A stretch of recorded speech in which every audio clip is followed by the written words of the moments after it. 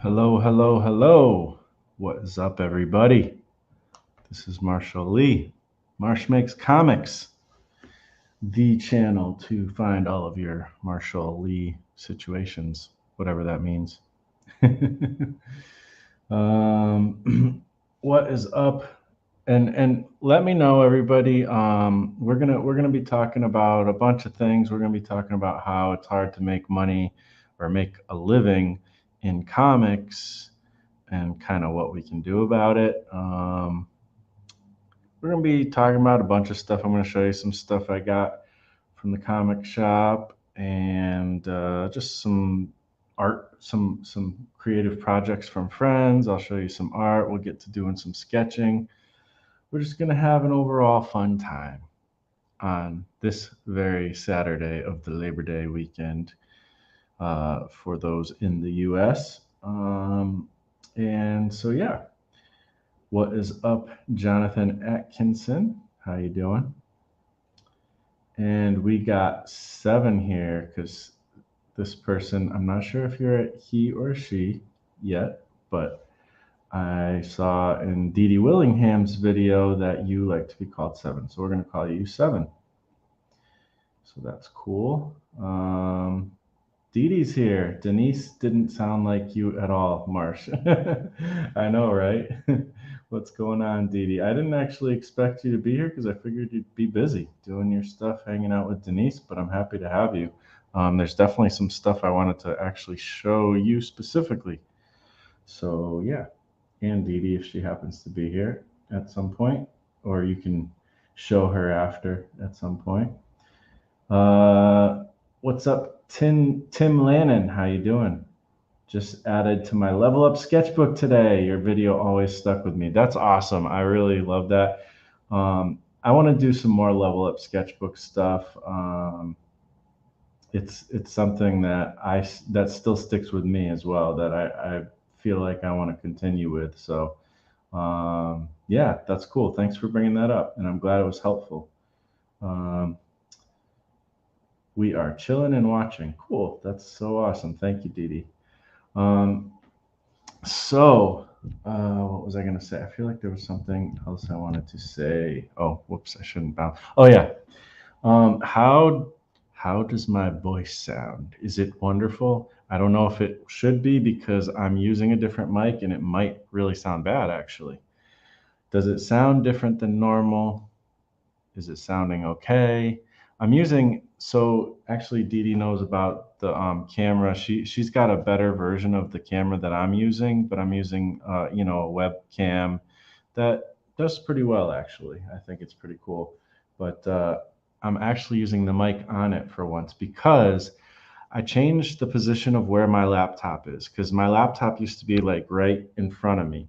So I can type and stuff while I'm talking and see what the chat's doing. And that part is actually weird too.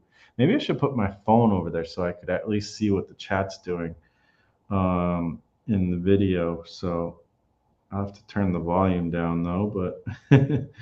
Um, but yeah, let's try that. I should have powered up my thingy. So Dee Dee says it sounds great. So that's awesome. Thank you, Dee Dee. Um, so usually I have that there, but there's not enough room on my table for everything for one. And for two, I'm sitting here doing art. I'm splashing ink and all stuff all over the place. And my MacBook, I just bought this year, is like a really expensive MacBook, and I'm splattering paint all over it and all that. So probably not the best thing. I also have my little drink always here, my little sparkly water. Um, and so I don't want to. And also, I bought these things, which is pretty cool. These were from Hobby Lobby, just so I can have water always here for whenever I suddenly decide I want to do painting. But there's a lot of things here that could make me destroy an expensive computer that I'd rather not do. So yeah. Anyways, I'm glad it sounds good. So I'm going to start with going through some comics. And then I'm going to go through some art, and then we'll do some art. I don't know what, some sketching or something. I might go grab my iPad, which is right over there charging. because I haven't drawn on the iPad for a while. I don't really know. I didn't have a huge plan for what I was going to do as far as art today. Dee Dee says, get one of those white wire racks like for kitchen shelves to lift your MacBook off the desk. Yeah, I mean that's a good idea for sure, but it's still another part of it is it takes up too much room. So now where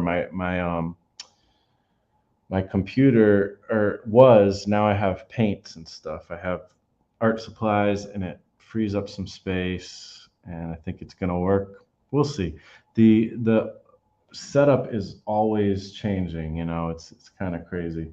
So yeah, let us see. We got Frank here. Comics are delicious, but trying actual food might be better.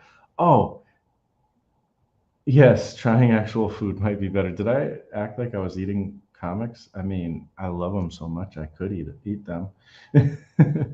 But now that actually, Frank, you're reminding me, like, what I should draw today. I should try to make some man cards. I don't know. Like, I got to make some man cards for Dee Dee. She deserves. She sent me so many happy mails, and I owe her big time. So I'm trying to put together like a little happy mail. So that would be a good addition. Um, let's see what else. So yeah, we got to get into man card. What are the man cards we can do, Frank? You wanted to brainstorm, right? Like I don't know I was thinking like some cards with Arnold Schwarzenegger, like old, like like stuff that was very manly that I was into as a kid. RoboCop. I don't know, but that's like just typical, like comic geek stuff. So I don't know. We'll see. We'll see. We'll see what happens. Um, oh, I'm not even up to date, like live on my own uh, phone situation. It'd be nice to be up to date with that. Okay, so today I went to the comic. Well, I didn't mean to go to the comic shop. I was on my way to other places, and the comic shop just so happened to be on the way. And I just so happened to decide, well, why not take a little turn to the dark side? Um, so I went into the comic shop. I really need to chill on my spending, but I was like, maybe I can get a couple little things, or I won't get anything. I just want to look, see what they got, what's new these days. Haven't been there in a couple weeks, I guess. Um, so I went there and I got about what I thought was about $16 worth of things. And apparently they're having this big Labor Day sale. So I went, they rung me up and it was like $6. I'm like, what? I was like, how is it $6? And he's like, we got a big sale. And he pointed at the sign behind him. And I'm like, and he's like, yeah, it's going on through the Labor Day and stuff. And I'm like, oh damn, I might be back. So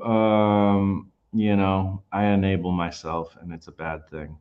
So I found this Robo Hunter. I have no clue what it is. I haven't even opened it yet, but I love this cover.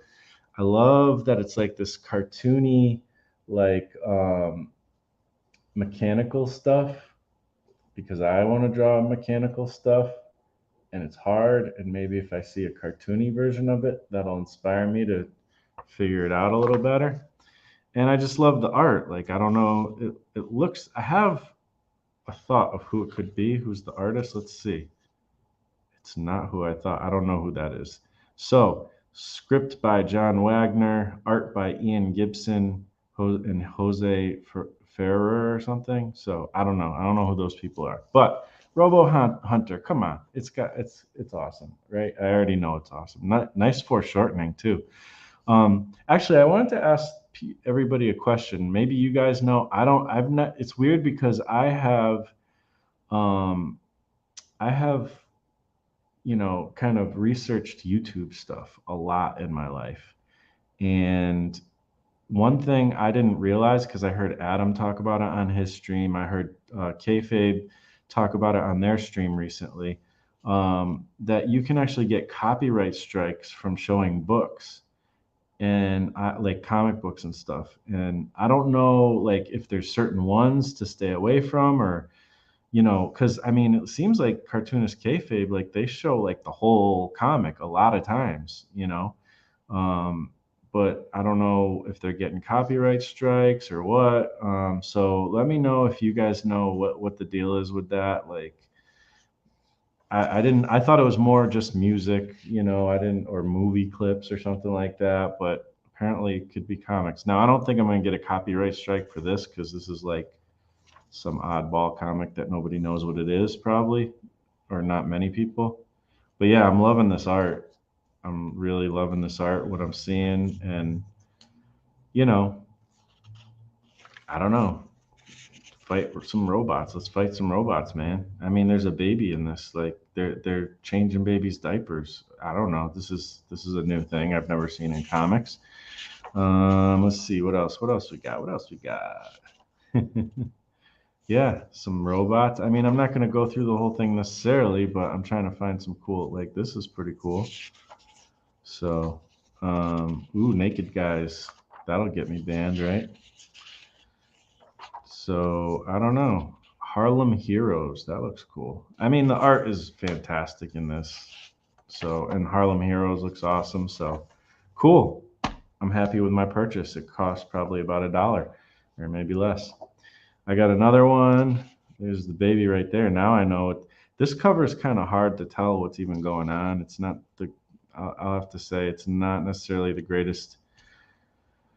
I don't know if it's the illustration. It might be the color work that really makes it not pop. Um, but it's kind of a blur. So, oh my gosh, look at that page. Now that's cool. I don't know. That's cool to me. So, yeah, Robo Hunter. And I love the cartooniness. This almost looks like Von Bodie, like type of robots, Von Bodie style robot. Or Bode. I forget. I think it's Bodie. Look at this. There's a baby. I had ideas actually for baby characters that maybe I'll still use someday.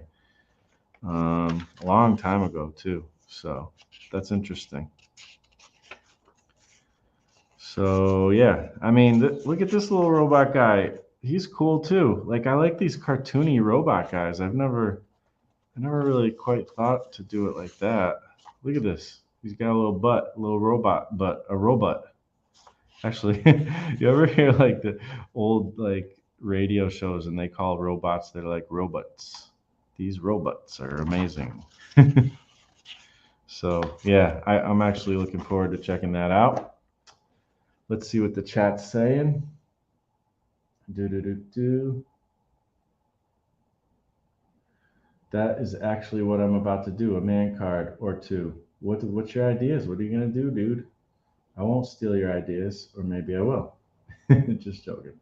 I've already stole your idea once by accident. I said, make comics, not excuses. And I forget, I was attributing it to someone else. And then it was you actually who said it. And I didn't realize. A circus strongman. Cool. That's, is that manly? I think it's manly. I just want to draw like chest hair, like a lot of chest hair or something. I don't know. Never saw anyone get a strike for promoting books. Apparently, like one of the latest cartoonist kayfabe videos, um, they were showing off manga. What was it? I just said it earlier too. Manga theater, which is like old comics from the guy who created Dragon Ball, and he was they were saying they could only show little bits because they said some people got their whole like YouTube taken down and stuff for like showing that whole book, I guess. So I don't know. I guess it's possible. Yeah, not saying it couldn't happen. Yeah, I know. That's what I would think. You're helping them sell. So I think, if it's like indie comics or like something that's not super like well known, it's probably okay. I don't know.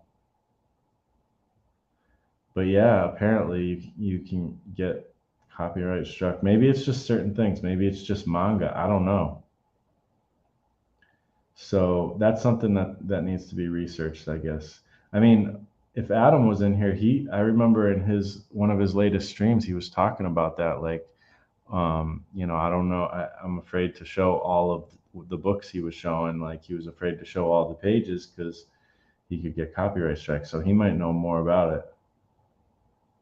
Yeah, wouldn't they want you to show off their book? You would think, but I don't know. I mean, I would set Andre's a whole comic on a stream. Yeah, like I think people who are more on the indie side, it's a little different. But then with like if it's my friends' comics, I would shy away from that as well, just because I don't know if they want me to show the whole comic and like mess it up, spoilers for people. So even with that, you gotta be a little bit careful. But I think you won't get copyright strikes at least. You'll just make your friends hate you. Yeah, and this does happen too. People reading a whole comic. Some people do that on their YouTube channels. So that could be the place where people get issues. Will Adam Lore copyright strike me for showing his comic? I don't know, but I'm gonna show it too when I get it. I forgive you, Marsh. Thanks. Well, you have to forgive me. You're a Christian, right? But yes, thank you. I appreciate it. You don't have to.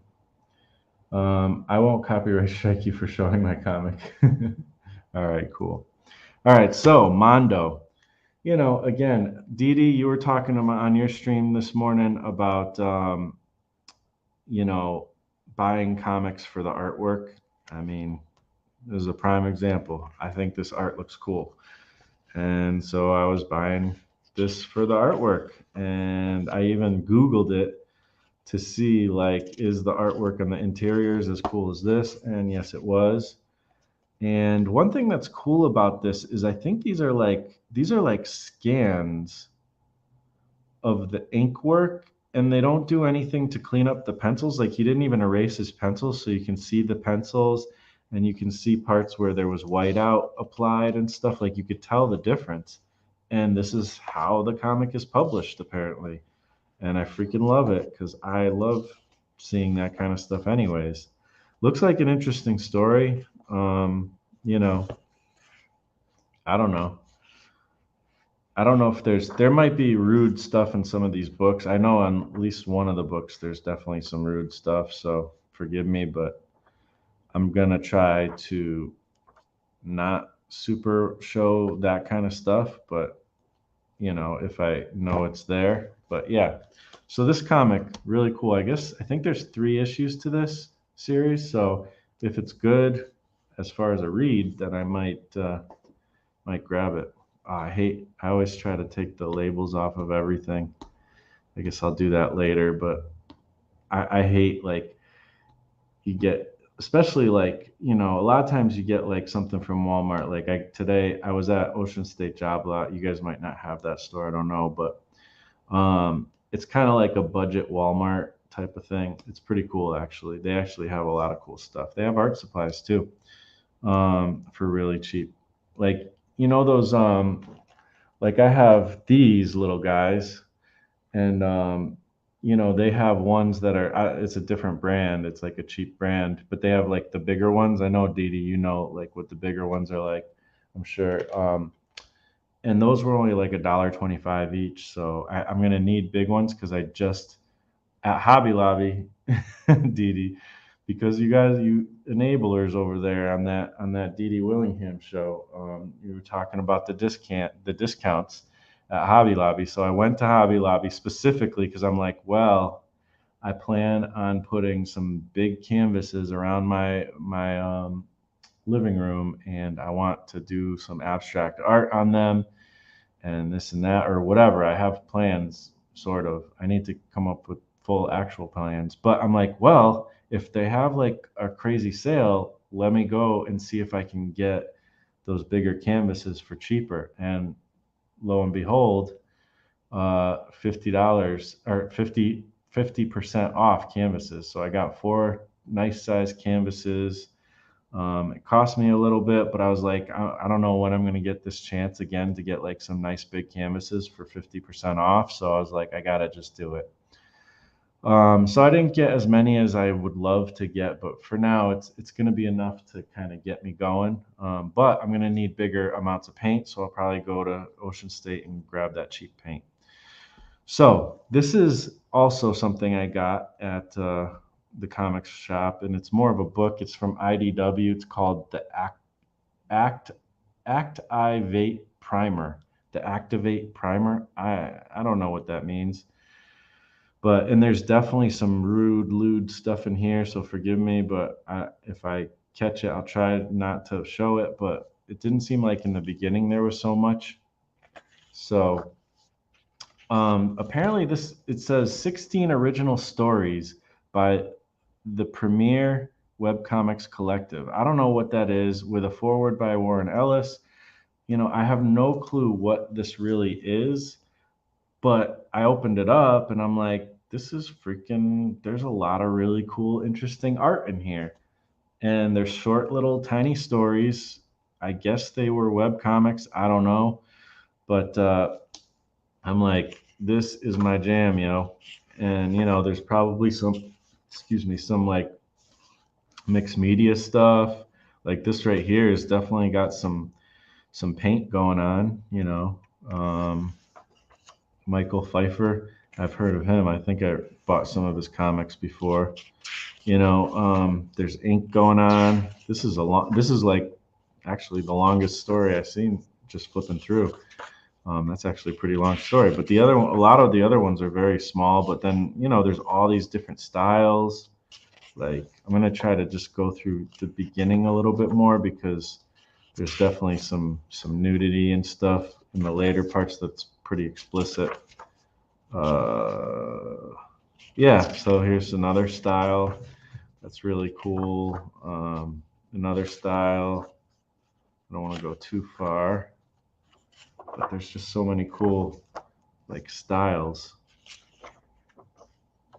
So yeah, again, getting it for the art and stuff.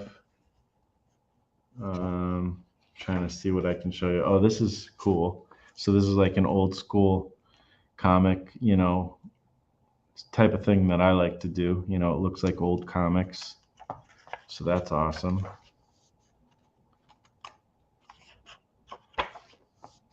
Yeah, I don't know. I love this stuff. When it looks like old comics, it's like the best. It's the bee's knees. So they did a really good job with getting that effect because not everybody. This looks like more. This got to be like watercolor stuff, So to avoid copyright and showing lots of boobies and stuff. I mean, the boobies help me keep my man card, but they don't help me keep stuff up on YouTube. Now, I don't remember if I showed you guys this or not. Did I? I think I might have. The boy, the mole, the fox, and the horse. I think I did. But I just like I've been wanting to do some like what do you call it, contour drawing, but there's like where you don't raise your pen single. I don't know why I can't think of it, but that kind of contour drawing or even blind contour drawings and stuff. And oh, I started reading it, and there's some like watercolor and stuff, and it's more of a storybook, but it's sold like it even says comic on the back, like comics and graphic novels. But it's just like a sweet little, nice little book with cool, rough illustrations. So I want to do some more of that practice. It's been a while since I've done contour drawing type stuff. So yeah, really into this thing. And so this right here is some cool stuff. My buddy Peter Seckler of the 9-Volt, who created the 9-Volt anthology, and he is a mod on what used to be my Discord, but it's not technically my Discord anymore. I gave up the ownership to Shell Presto because, I mean, I don't want to get into all that right now exactly, but basically, I haven't, almost even from the beginning, I was more comfortable being a member than like the person who ran it, you know. And they've kind of had the reins for a long time, and because I gave them the reins, and so I officially made it like fully theirs, and now I actually spend more time there just as a member. But anyways, really like super inspired by what Peter Seckler does, and really happy with what they've done, you know, as far as admins and the Discord and stuff.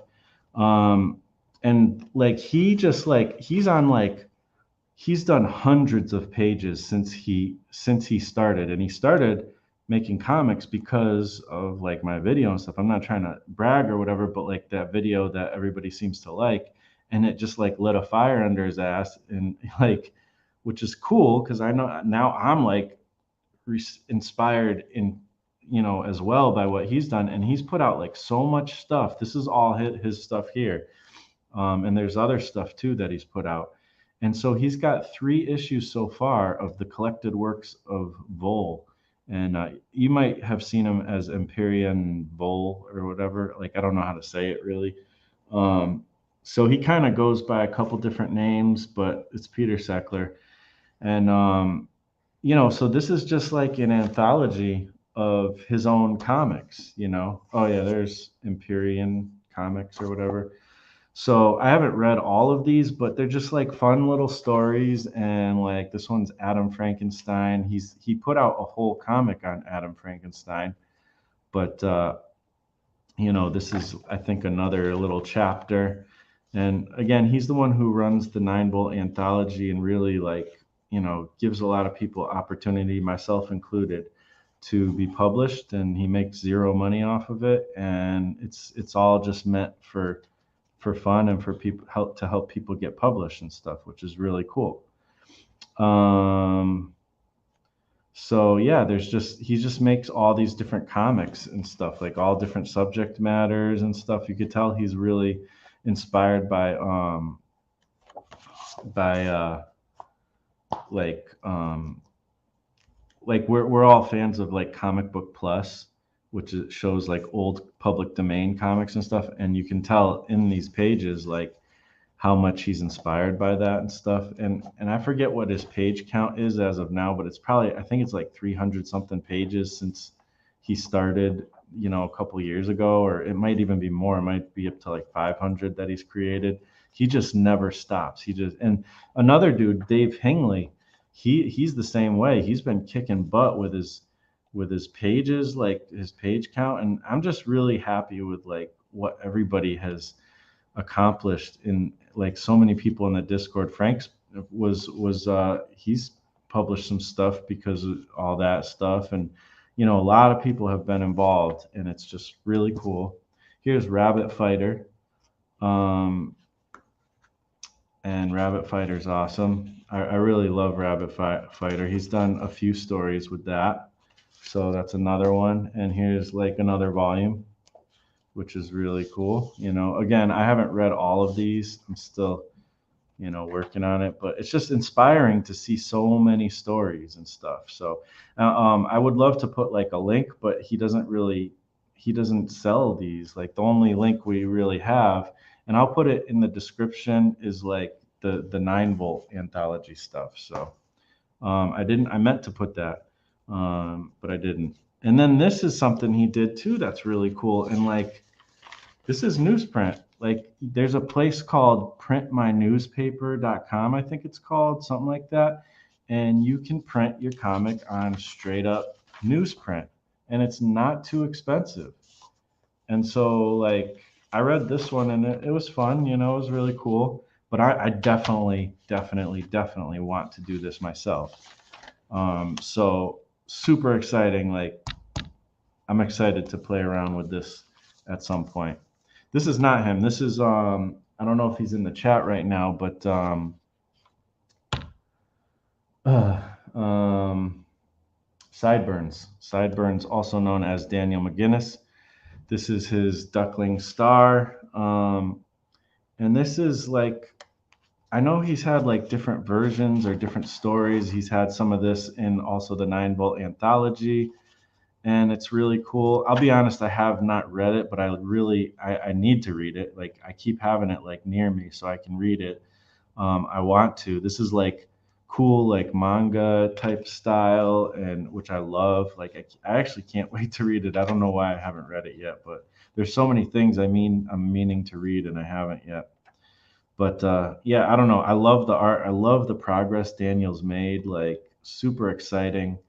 Um, yeah. So and there's like original art. Look at that. I don't even know if realized there was original art in there, and it's awesome. That's so cool. So, Daniel McGinnis, does he have a link on here? There's a code here if you want to scan this code. I'm trying to get it in focus. Let's see, I'll put it up close and then get the focus going, which I didn't even start that program yet, I don't think. Is it this one? No. Where is it? Where is that program?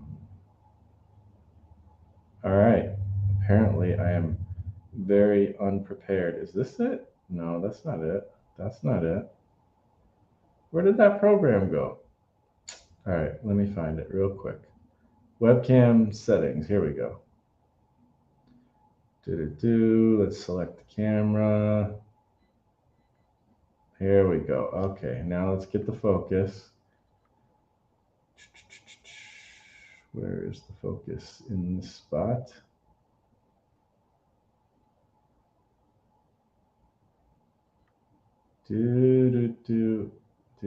Oh, come on. Why isn't it? Oh, because I didn't unclick that. Okay. See if we can get some focus. All right. Scan that bad boy. Hopefully you'll be able to find, oh, that'll show his videos, I guess. So there's that. And I'm sure, just find Sideburns, like type Sideburns comics or something into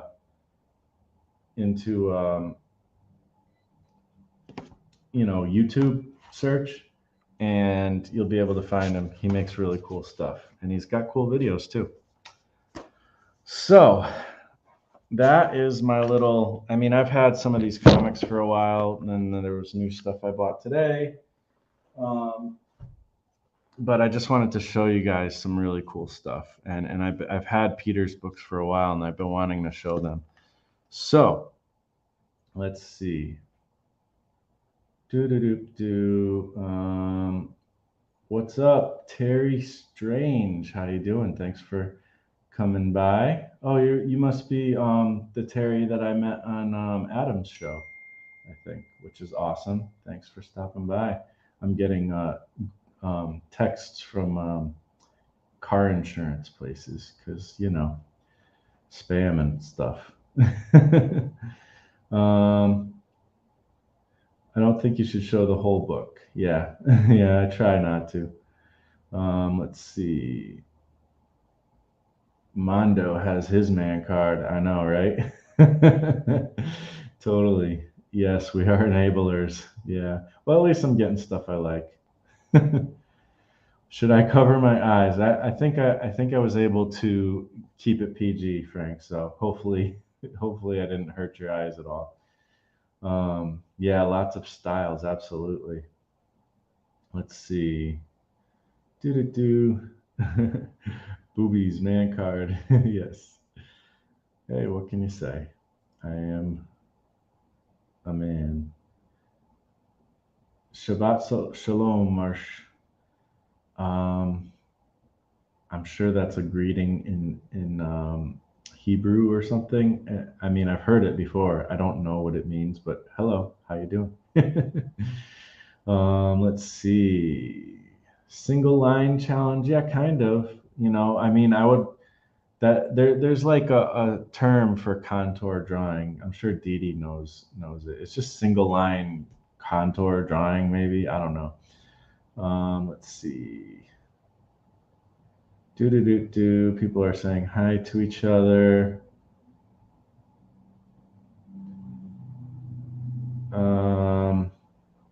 You're inspiring me to go to the dollar bin at my LCS. Yes, I mean I'm all like I love the dollar bin. It's my favorite. I have 4 stories published in the first 3 anthologies. Absolutely, yes. In the 9-volt anthologies. The cool, yeah, that's cool. The newsprint. I know, right? Like when I saw that, I was like, please, yes, I need to do that. So yeah, I'm looking forward to that. Calculus Inator Vic Do. Hopefully I said that right. Salutations. How you doing? Thanks for coming by. Vic. Oh, is that Vic? That's right. What's up, Vic? That's right, because you were on the on Adam's show as well. Where's Adam? All of Adam's friends are here.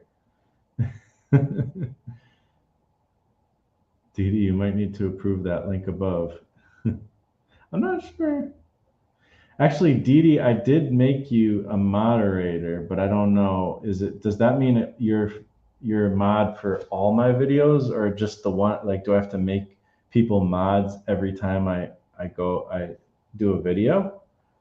Um, Maybe I'll go live here and make Dee Dee. Oh no, she's got a wrench. I see you got a wrench. Okay, cool. I don't know. I mean, not that I have riffraff hanging around on my YouTube channel ever, hardly. I almost don't need it, but it's nice to have, right? So for everybody, apparently the one who's known as Abba, she likes to be called Seven. I learned that today, so don't feel bad for saying that. I always said that. But apparently she likes to be called Seven. So, or he, I keep saying, I don't know if it's a he or she still. So forgive me about that. I don't know why I think she though. I need like more light. I feel like it's not light enough. Here, let's see. We got the light. I could turn it brighter. I mean, I could adjust the settings too. It's a little better. Let me turn the brightness up. Hopefully that won't blow it out too much. And then the contrast a little bit. Hopefully that's okay. That looks kind of okay. So so now I'm just going to show you guys some art. Mostly there's one piece and it's at the bottom of the pile. Oh boy, somebody's calling my phone. It's probably one of those insurance people. So, yep. Oh no, that's oh, I kind of had to take that call, but oh well. It's not that important. It's I'm getting a mattress delivered tomorrow because the mattress I bought, it's like a foam top mattress, and I've never had one of those like memory foam top mattresses, and it's not good. It's not good for me. My back hurts when I'm there, like not fun. So I told them I need a different mattress. So I went and found a different mattress. So they're taking my old mattress and delivering a new one. And I ended up getting $190 off of my financing bill. So that's awesome too. So, anyways, like there's a bunch of stuff mixed in here. You're not going to have to see this whole pile because this big part of this pile right here is just pages from Corncob Rob. So we'll look through a couple of them, check them out. But we don't need to look through all of them. But some of this, it's just random stuff that I found looking for the one thing that's at the bottom of the pile that I wanted to show Dee Dee and Denise. So some of this stuff is I've done videos for. Like this one is one that I did a video for a long time ago. And it's just it's like these goofy like concepts, like mashups of different, like fan art type mashup things. And so this is like the most recent Mad Max, Fury Road. But so in the video, I was trying to do like a surprise thing and whatever, something that'd be kind of goofy, and the music kind of changed. This is a while ago that I did these videos, but so the first thing I did was draw all the Mad Max characters, And then like it's like hardcore Mad Max, da da da. And then after I drew like the bouncy house. So they're in a bouncy house playing around. So I don't know. I thought it was kind of fun and stupid, and I don't know.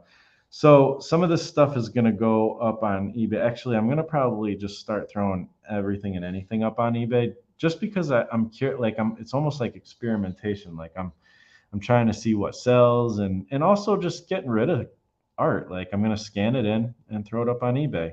Scan everything in, and I want to make a sketchbook. Where Dee Dee was talking about that on the live stream. I definitely, and let me know what you guys think, because I want to make a sketchbook. But should I do like like a big sketchbook that's like got almost everything up until now, like, and then I can do sketchbooks later, or should I split it up into little mini sketchbooks? And I kind of feel like doing the full big sketchbook. I mean, I'm just gonna put stuff that's really cool that I like, that's good, but um and then also I don't know if I should do it print on demand or actually print it. So I mean that I'll kind of figure out, I guess. But anyways, I thought this was like a fun illustration.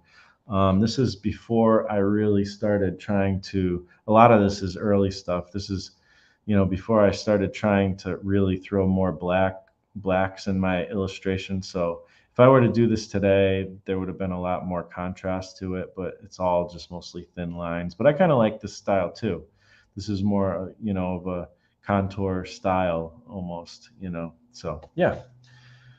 So there's that. This, I didn't really mean to grab it, but again, I was looking for the other thing. But this is just a page from from my first comic, my first mini comic I ever made. One of the best pages from Glyph that I really like, and I had it up on my wall for a while. Just took it out the frame today.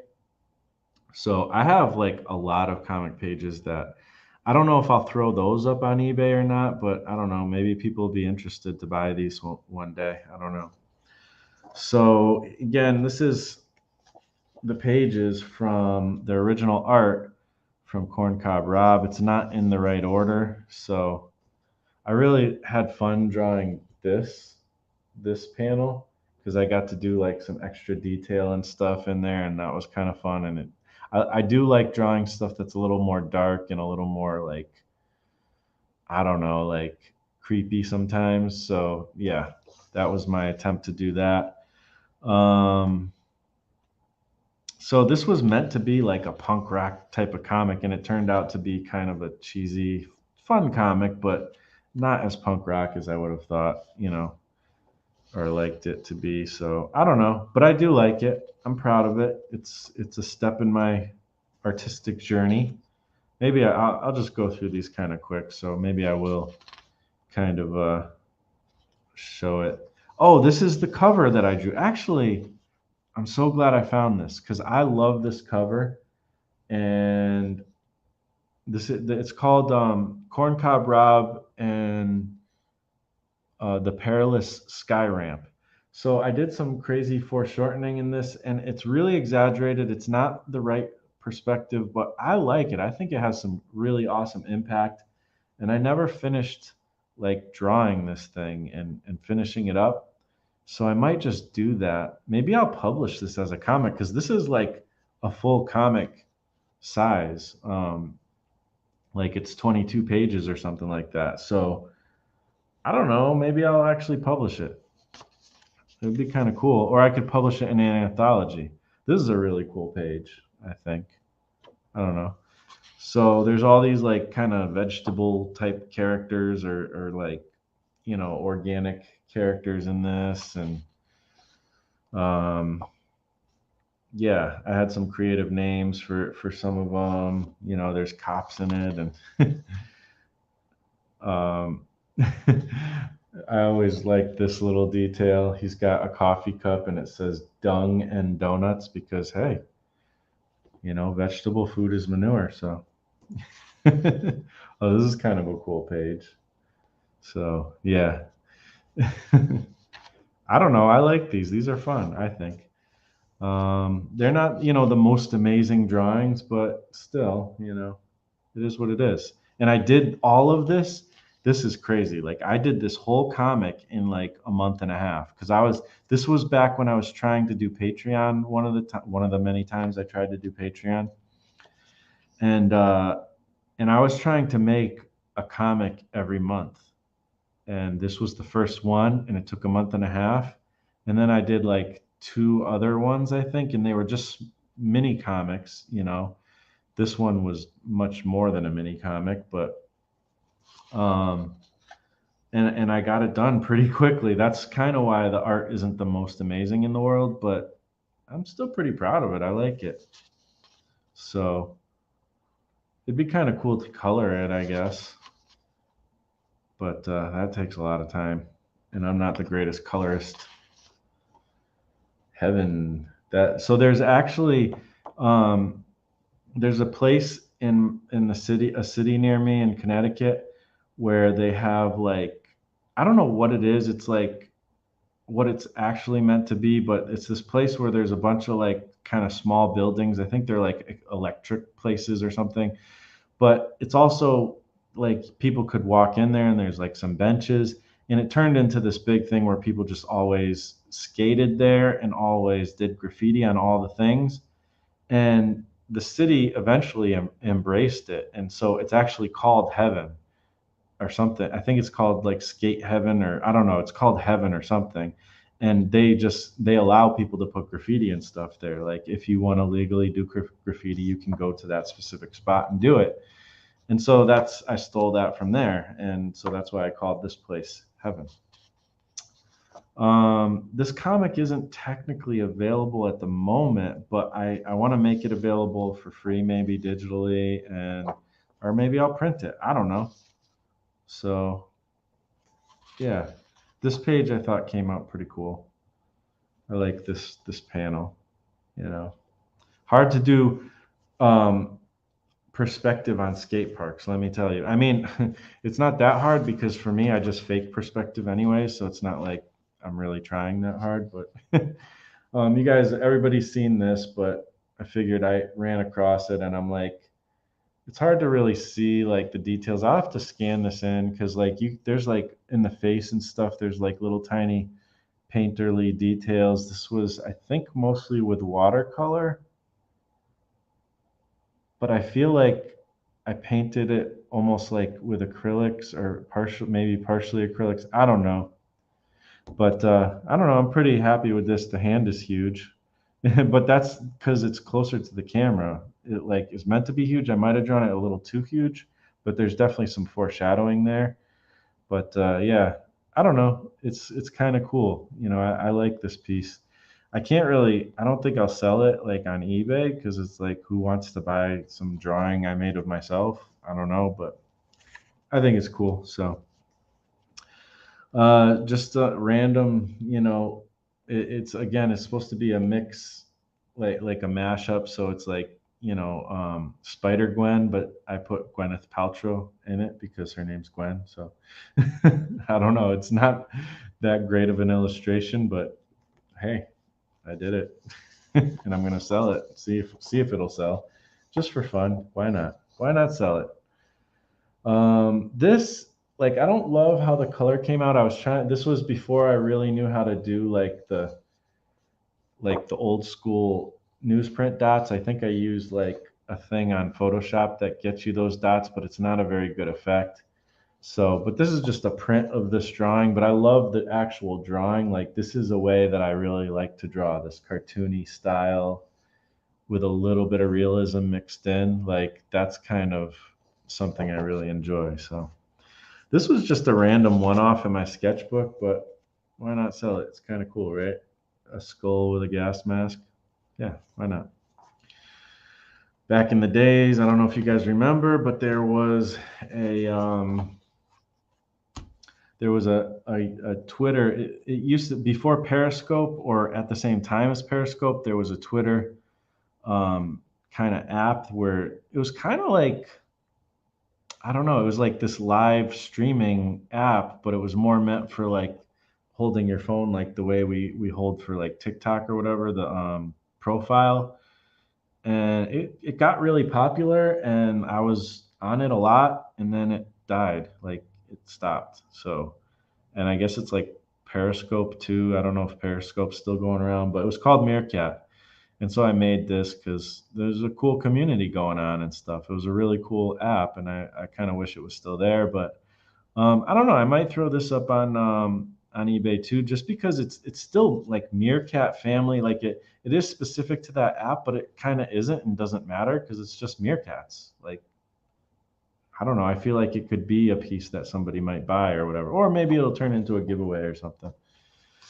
This was an illustration I did a long time ago for a friend of mine's album cover, uh, and yeah, so this is what he wanted, so I drew it.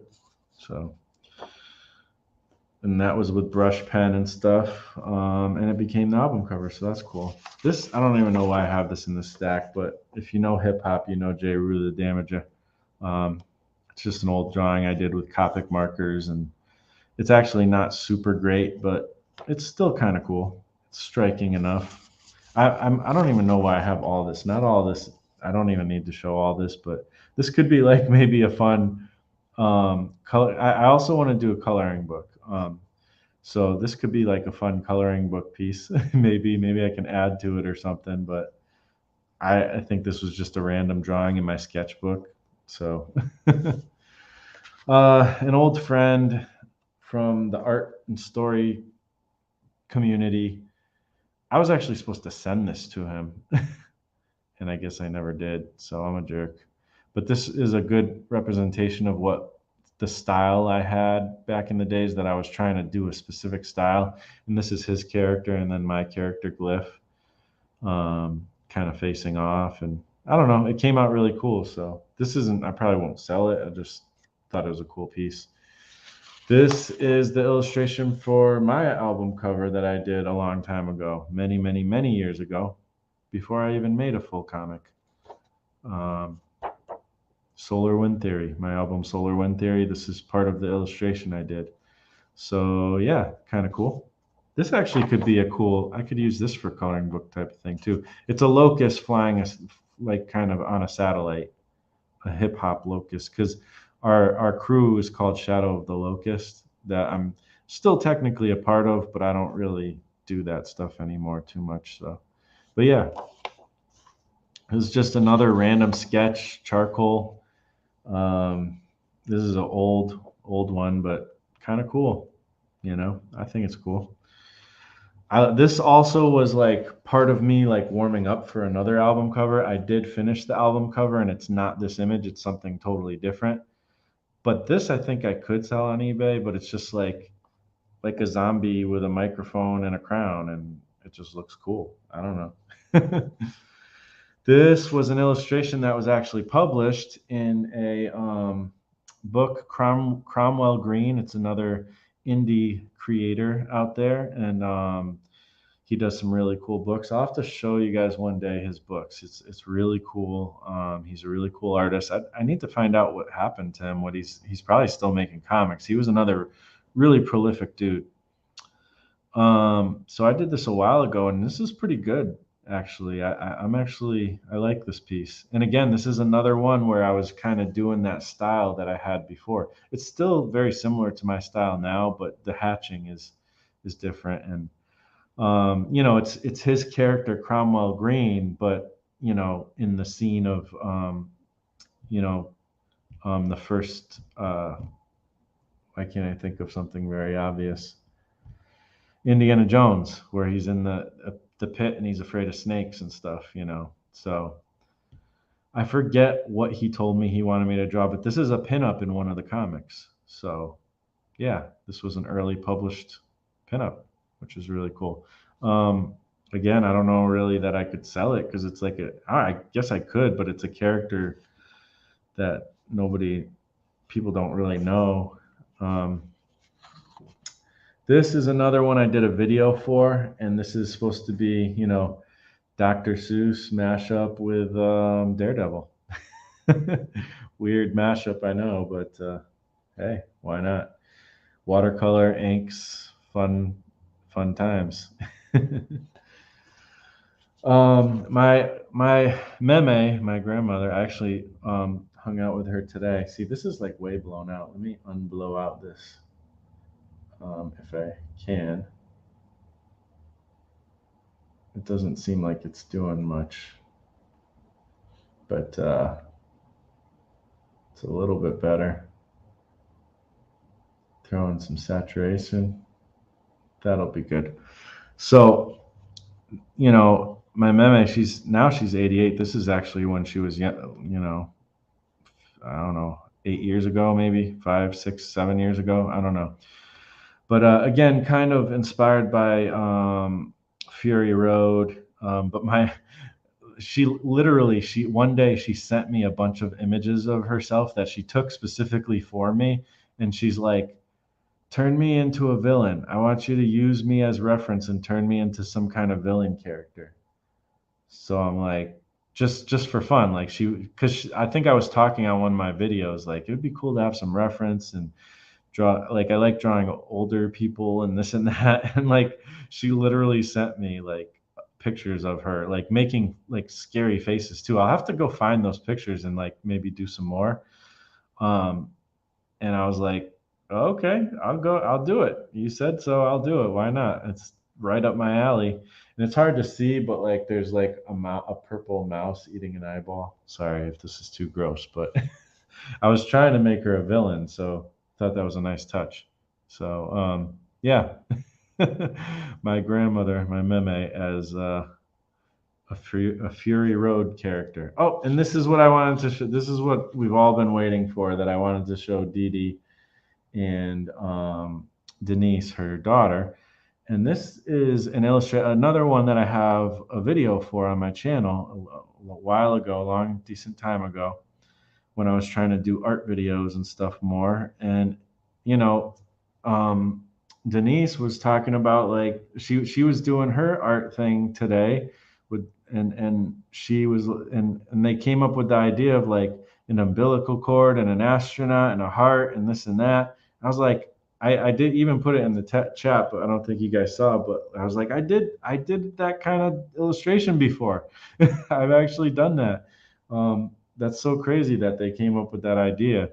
And this is in watercolors and ink and stuff. And there, like I said, there's a video for it. It looks much. I'll have to scan it in because it looks much better in person and stuff. But and you could see, it's funny because this was a long time ago before I was able to afford or even understand like modular synthesizers. But I was already interested, very interested, and you can see that influence there. So finally, now I have it. This was many, many years ago.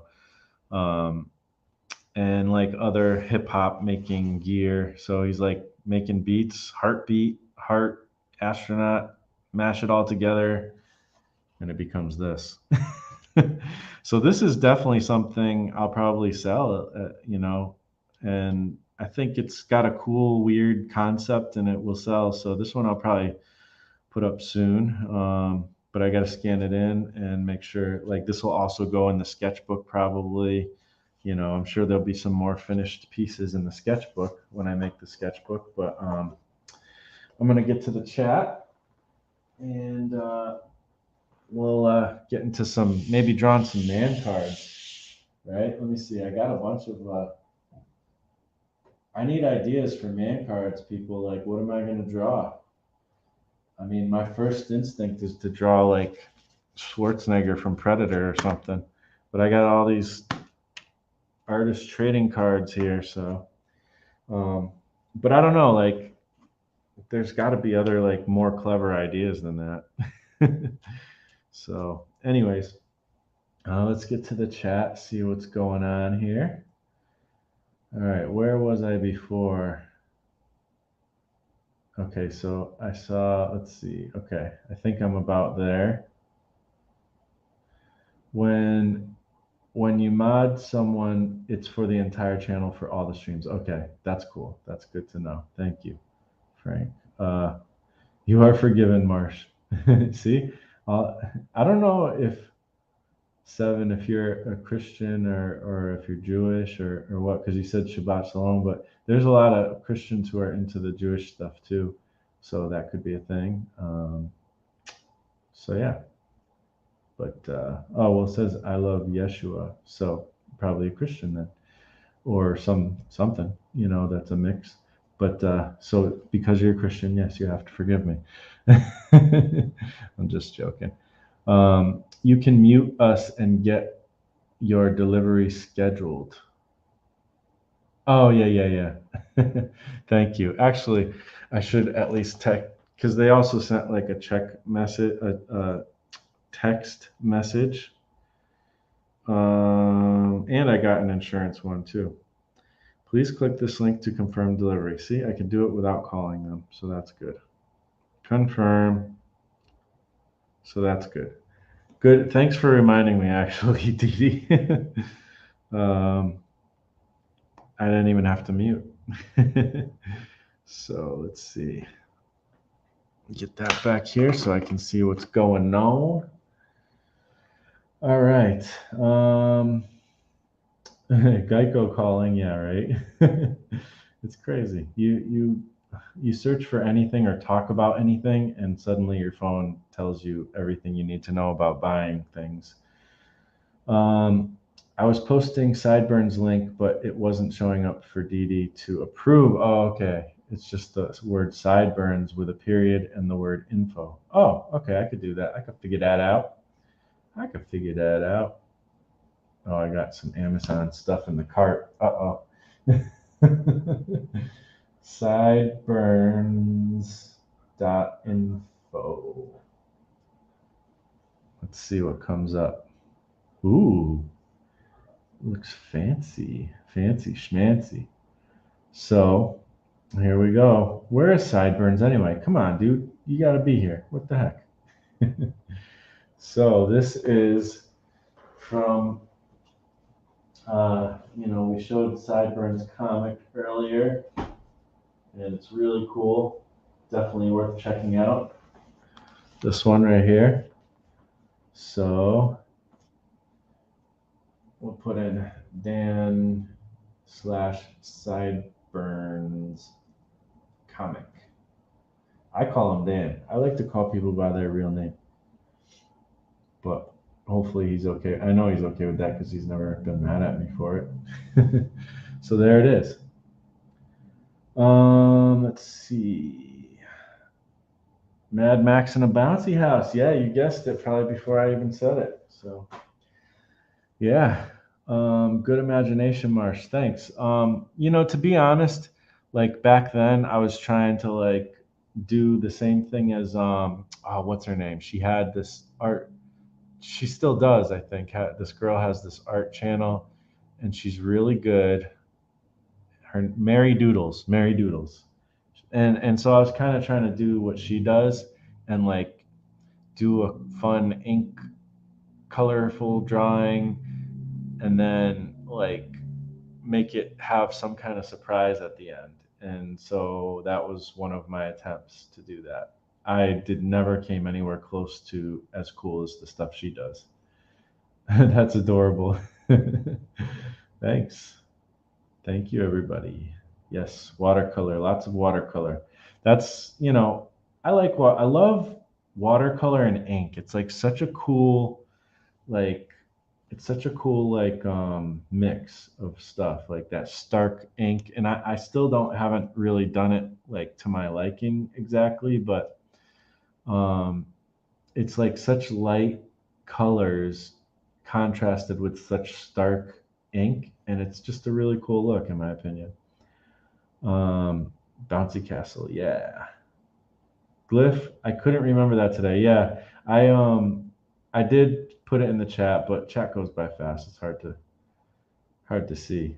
Dab Doodles, thanks for coming by. I looked at your eBay, Marsh, and noticed the postage cost to the UK was more than the price for the art card. Yeah, I know. That sucks. I'm so sorry. I will say that from time to time, I do giveaways here on this channel, and I will be. I actually still have to get the last giveaway out. That was for She Spins, Dee Dee's friend, She Spins. I still have to get that out. I'm actually been very prompt with my eBay orders, like literally getting them out next day.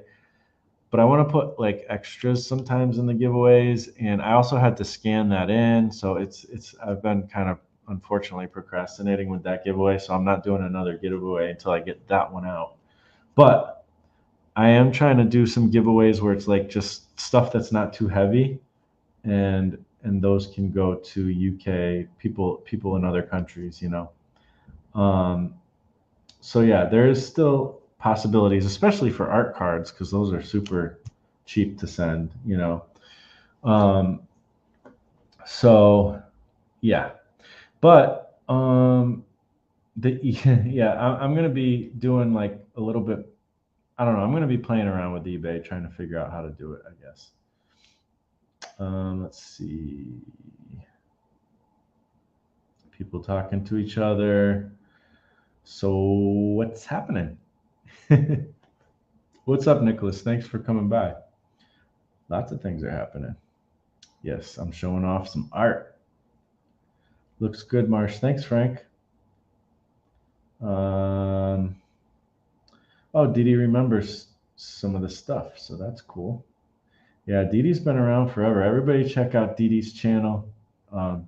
Just type in this name, Didi Willingham. Well, I could actually get it too. Let's get it. Let's get it. The link.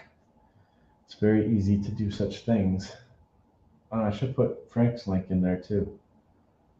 Frank has a cool comic, and there's only I think 3 left, called Captain Goggles and Mask Women. You should make a variant where it's women, and there's a lot of women. um, I don't know. I don't even know. I'm just saying stuff. Um, so here is Dee Dee's YouTube.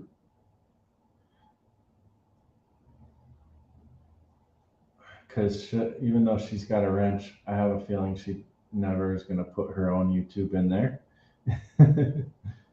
So Dee Dee just has lots of fun and positive vibes and awesome art and inspiration on her channel. And if you're not watching, you're missing out. She has a video every Monday morning at 8:30 and a video on every Wednesday at 8:30. And today she had a special video with her daughter, which was really cool. And speaking of that, now that I'm copying everything that Dee Dee does, um, uh, like having these top-down videos and doing the longer videos and stuff, like everything I'm doing is copying what Dee Dee does right now, because I like it. I like that format. It's fun. So, speaking about that, another thing I might copy is I think I might do like 2 videos, the same thing, like on a scheduled basis, a specific time, because otherwise I'm just gonna do it randomly, and I kind of feel like it's nicer if people know when to expect to see my video. So, I'm thinking Tuesday and Thursday nights, um, and I'm not sure what time. I'm not sure what time. Maybe 6:30. I don't know, 6 o'clock. I'll figure it out. But let me know what you guys think. Do you think it's better to have like scheduled videos so that you just always know, oh, if I want to watch Marsha's show, it's always going to be at that time, you know, unless like other something happens. But yeah, it was kind of like a lucha libre, or it wasn't. I think that it was a luchador. I think lucha libre is like, is that the one with that movie with Jack Black? I love that movie. uh, so yeah, it was definitely a luchador type of character, though. Enjoyable to see these artworks. Thank you. I'm glad you dig it. We're gonna get into some making some artworks here too. Let's see. Seven says, "Man cards, very cool. Do one of Vin Diesel saying family with arms crossed, wearing a tank top." I haven't followed, like I think what he had, like a sitcom, or he had a show where it was like a movie that was a family show. I don't know. I don't follow him like super a lot, but I've seen a decent amount of movies with him, and I like him sometimes, I guess. I don't know. I saw the first Fast and the Furious for the first time like a few months back, and I wasn't impressed. Wasn't interested. Let's see. Do one of Sly Stallone. Oh, I should write these down so I don't forget. Where's my handy dandy notebook? All right, let's see. We got Sly Stallone. Like Sylvester Stallone. I don't know how to spell that. That's probably why he wrote Sly. I don't know. Or is that Sly Stallone a different thing? Yeah, as Rocky. I have drawn actually him. I have a sketch card somewhere where I drew him screaming Adrian. Um, but that's a great one. And then we said Vin Diesel saying family. I don't know how to spell anything, so yeah, we'll just pretend that's right. Um, and then I thought of why is everybody's name so hard to like? Um, what's his name? Schwarzenegger. Uh, let's just write Arnold and Predator. I mean, also of course Terminator 2, which is one of my very favorite movies. But Predator's the one I automatically think of. Yes, she spins. Juanita. Yes. I will be sending that to her as promptly as I can. Arnold pointing at you. I'm here to pump you up. SNL style. Yes. That's a good one. Pump you up SNL. Is that where that comes from? I'm so bad with like references sometimes. Uh, let's see. To get that man card, all it takes, all those makes women all. I'm not sure I understand that, but okay. Masked woman. Oh, yes, all of those masked women. Yes.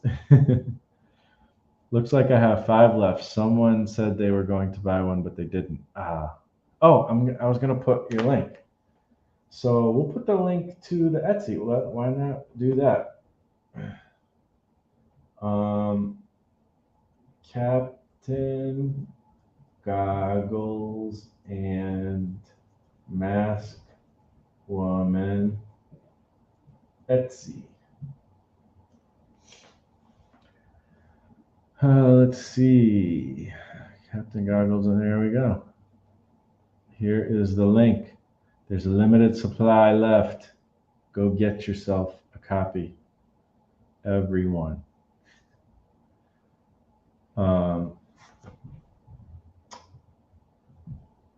Frank's book. I actually have a topic to talk about today, too.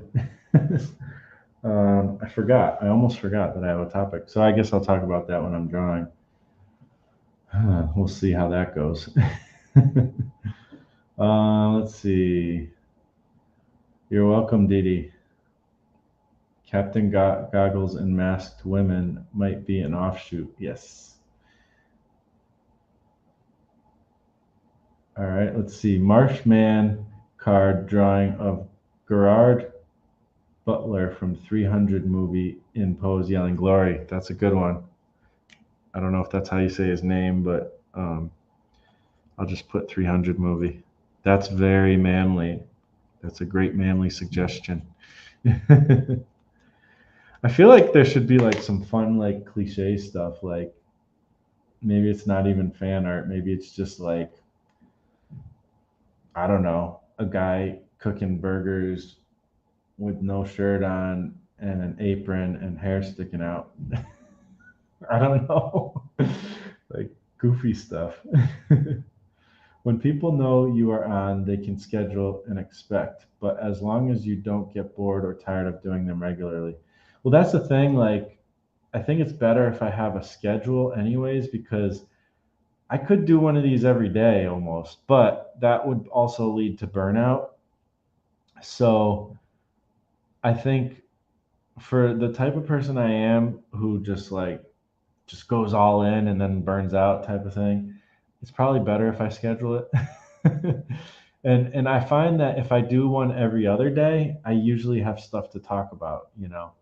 And if I need to cancel a day, I can cancel a day. It's no big deal, you know. But if I yeah, like if I leave some space between the days, I always have something else to talk about, something interesting, some cool things to show. Um, so I think that's a good schedule for me. And there might also be like the random one on the weekend sometimes. And I also want to have edited videos on my channel, but those are extras. The main dish will be like the 2 videos a week. I think I'm just gonna say it here. I'm gonna try it Tuesdays and Thursdays from now on. If it doesn't work out, I can change, you know. But Tuesdays and Thursdays from now on, and I'm gonna say tentatively 6, but look out for the video and you'll see what time it is when it comes because I'm not 100% sure that I need to find the best time, like time for me to get home, take a shower, relax, eat some food, then get on ye old streams. You know, it might be more like 7. We'll see. So, um, Salazar just finished a man card, old fashioned circus strongman. Oh, cool. I used an AI generated image as reference. Oh, that's awesome. I definitely want to see it. I'm looking forward to the Facebook post or something when you post it. Arnold works. Yeah, I'm not going to try to spell his last name either. Yeah, Sly is Sylvester Stallone. Yeah, I'm kind of catching on to the things. Russell Crowe and Gladiator. Say, aren't you entertained? Yes. So that must be a quote. I've seen that movie, but a long time ago. And I know that everybody loves that movie. I don't remember loving it like everybody talks about, but I'd have to watch it again. I mean, I didn't not like it, um, but I don't remember it being. I think I remember that it was good, definitely good, but I don't remember loving it like people love it. But hey, try it, Marsh. I'm gonna try it. What's up, EJB in the house? Is this a different account, EJB? Because I'm used to another. You usually have a different picture and your name looks different, or are you a different EJB? Your early morning shows were on a regular schedule. Were they? I don't know. I don't think so. I think I just did them when I could in the mornings. And it was around the same time because it was right before work. I used to have the early bird art cast, and there's part of me that would love to do that again, but I think that was for that time, and now I have new ways of doing things. So wow, Seven, you got a lot of suggestions, and I love it. Thank you. James Bond. Let's see. James Bond, Daniel Craig. I don't know specific James Bonds that well. I know I've seen random movies at different times. Shaken, not stirred. So I'll have to like write all of that into Google, and hopefully what you're talking about will come up. Um, let's see. Oh yes, that's a great one. Clint Eastwood. Go ahead, make my day. Yes, I have drawn. I think have I drawn? No, I sampled Clint Eastwood in a song that was pretty cool. But always Clint Eastwood. Actually, before I start drawing, we'll get some inspiration because there's another book that I've had sitting here to show you guys forever, and that was supposed to be involved in this as well. And this will be very, very good inspiration for man cards. Very good inspiration. So check it out. Some of you have this book, some of you have seen this book, some of you know about this but haven't seen it. There's a man, his name is Jeff Lafferty. Oh, let me take this down. Oh, what am I doing? Yes, Lafferty. Couldn't think of Jeff Lafferty's name today. I have one of his Clint Eastwood prints. I have a print that's in here, and I have this, and I have Berserker Knot, and a little sketch in Berserker Knot, but I wish I had money when he was doing commissions and stuff because I would have loved to commission him to do something because I love his art. But this book, The Art of Jeff Lafferty, I mean, this is also inspiration for my sketchbook. I mean, I'm never gonna be as good as Jeff Lafferty, and like the type of stuff he does, but sorry, random drink break. But I mean, Jeff's stuff is. Oh, I have another sketch. Look at original art from Jeff Lafferty. Pretty cool. Yoda, love it. So, I don't know how much should I show of this. I don't want to show. I mean, I don't even know. Can you buy his stuff? Somebody find out. This might be on eBay, but I don't think so. I wonder if you can still buy this. I know he's probably got copies. But I mean, Clint Eastwood at least, yeah, Clint Eastwood all over the place in different iterations. He drew them a lot. Painted. Sherlock Holmes. Dee Dee, you've been talking about Sherlock Holmes, right? I don't know if it's this one or not, but Elvira. I mean, there's just so much cool stuff. Frankenstein, Frankenstein's monster. There's some mixed media in here too, I think, or at least some cool effects. Like he's got this there's a texture going on here that's really neat. Maybe he's using some medium in there to make the texture come in, but really cool stuff. I mean, he is just amazing, with his art. This alien is sick.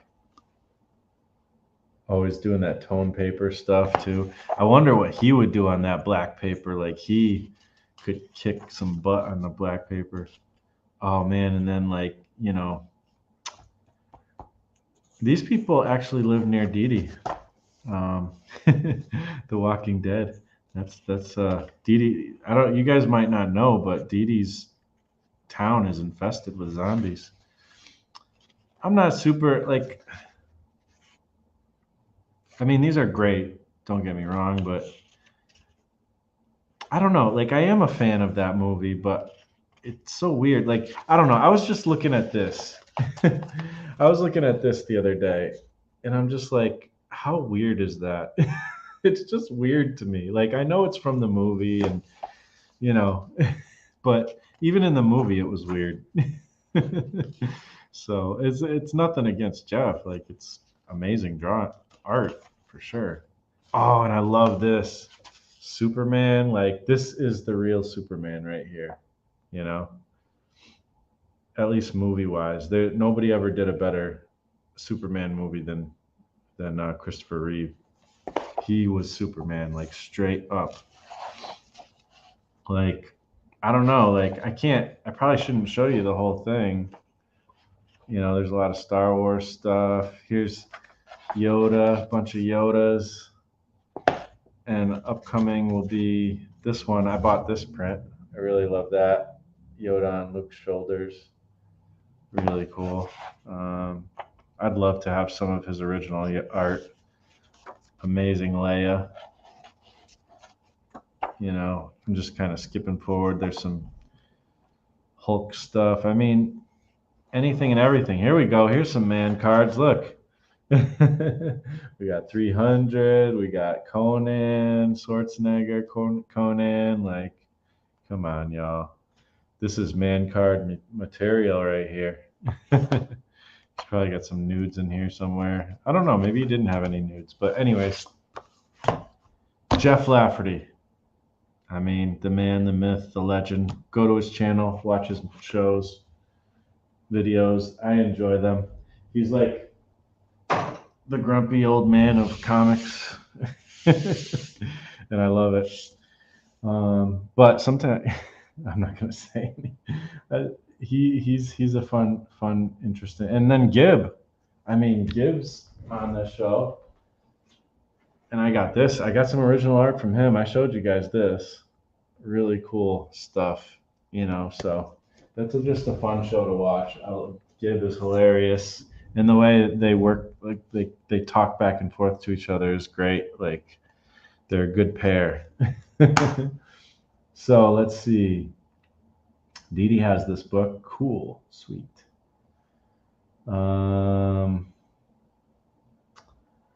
Charles Bronson movie quote saying, "Come on, Frank, let's finish this." What's that from? Is that another James Bond thing? I'm not super familiar actually with Charles Bronson. I know he's like super famous dude. Um, Frank, that should be one that Frank does.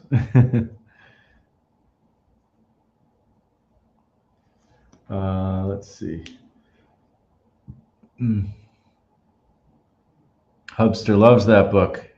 Yes, I can't imagine. I mean, it's definitely a man card type of book.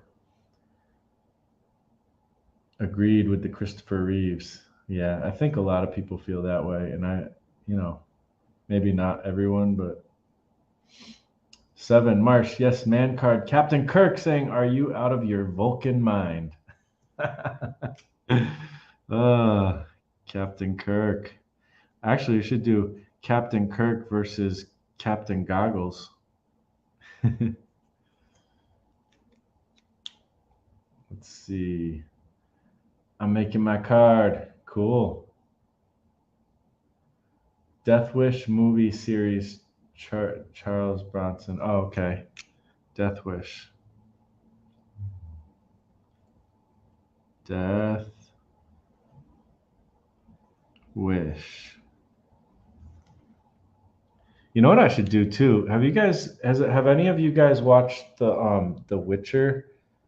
I think it's like a video game or something, right? But I watched the seasons that are up so far on Netflix, and it's kind of it's like I kind of like it, but it's kind of goofy too, in a weird way. It's almost like a goofier but sort of cooler version of Game of Thrones. And that's just I'm not a super big Game of Thrones fan. I mean, it's okay. I haven't finished watching it. I think there's more to come. That's pretty cool, but I've never really bought into like the Game of Thrones. Like, although that's probably another one that's good to find some stuff to draw from.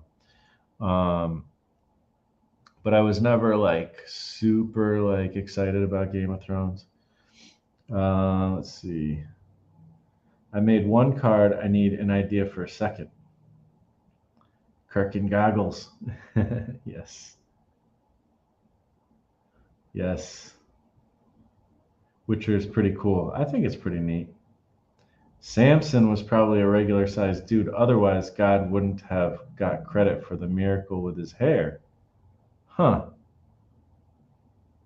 And regular for the Jews of that time was actually kind of even smaller than like somebody who's like 6 foot would be considered a giant back then, from what I understand.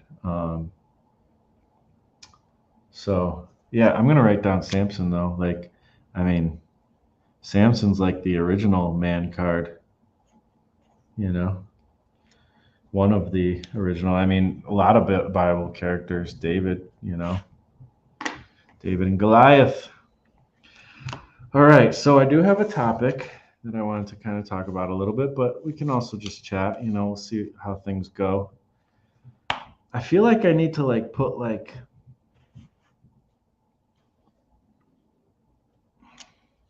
some kind of cool border around. I'm gonna freestyle it. This isn't gonna be like Marsh makes the most amazing thing ever. This is gonna be Marsh is having fun making man cards. Let me do like a little focus so it's like closer. You guys can see better.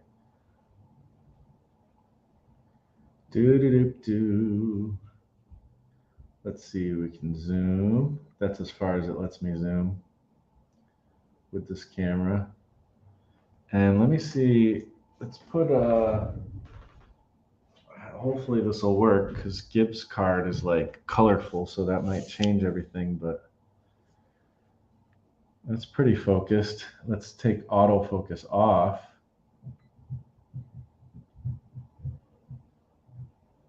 That's pretty focused.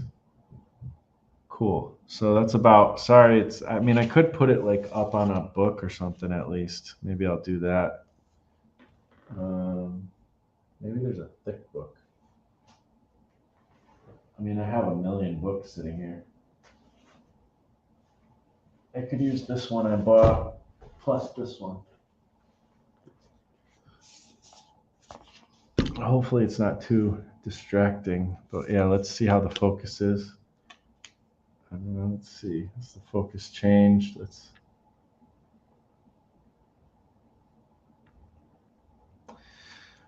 Maybe I can put some paper down so it's not too distracting. I'll put a comic cover paper thingy. Oh, I got something else to show you guys. I'm never gonna draw. I've done some art recently off camera. Well, part of it was a little on camera. It was on Adam's show, actually. I think I showed it off, if I remember right. But I was working on these Spawn King Spawn covers, blank covers, and I've been so intimidated by like, let's get the brightness going a little better. And I don't know, it's kind of hard because it's going to be different than the sketch, but so I kind of went in with the sort of mixed media thing, and I've been intimidated by these King Spawn blank covers. So I just said, screw it. I'm just going to throw tons of paint and stuff down. So this is like one of them.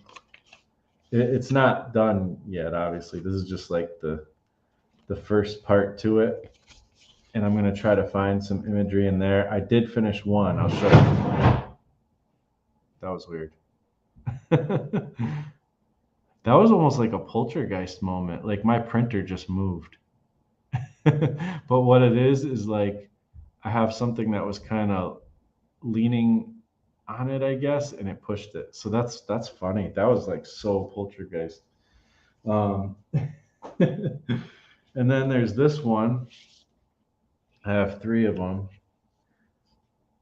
So I just went kind of nuts, you know, and we'll try to pull some images out of it. And it's probably going to be weird because the one I did finish is freaking weird.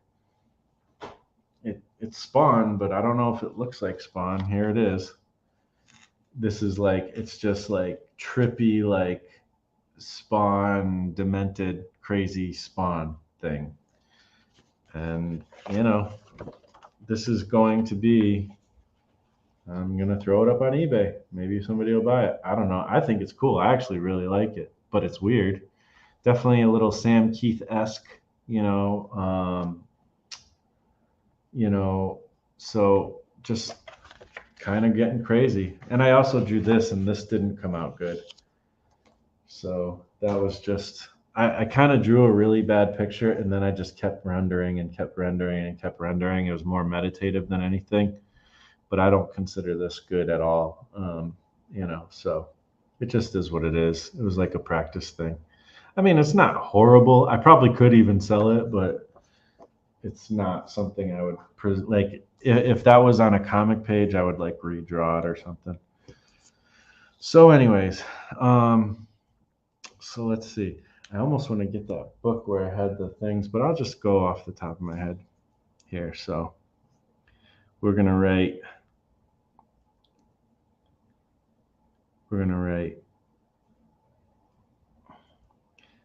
this is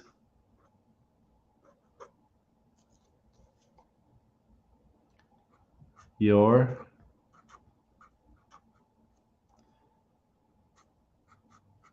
man card. Oops. Maybe something more substantial will come out of these, but for now, I'm just having fun. And I'll get to the topic in a second. Well, I guess I could start getting to the topic. Let me check the chat real quick, then I'll get to the topic, and we'll have some fun drawing and talking. This is your man card. I'm going to put some frillies around here too. So let me just check the chat real quick. Do do do do do do do do do.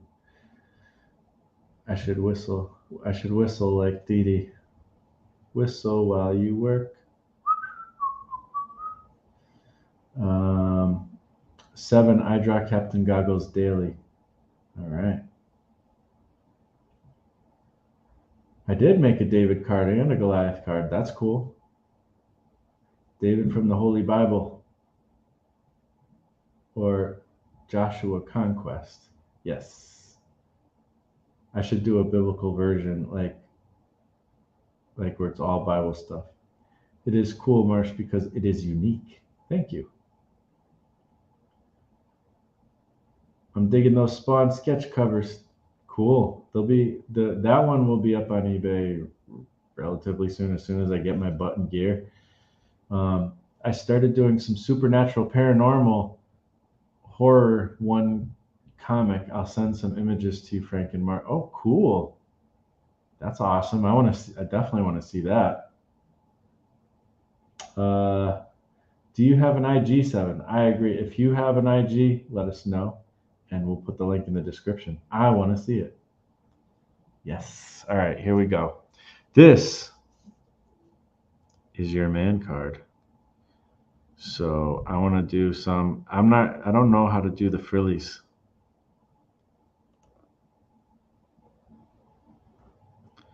But I want to do some. It's just going to be freestyle. Freestyle frillies. Do do do do. I'm going to make it like a trading card.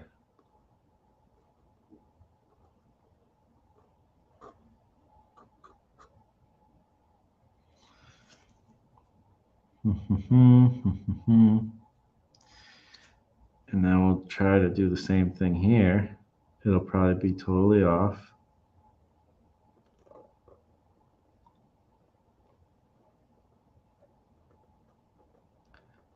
So my topic, the topic of the day is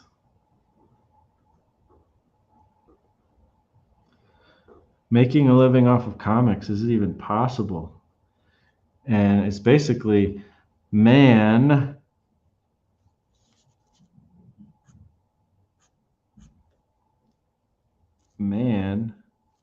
can't live off of comics alone. This is a statement I believe to be true, sort of.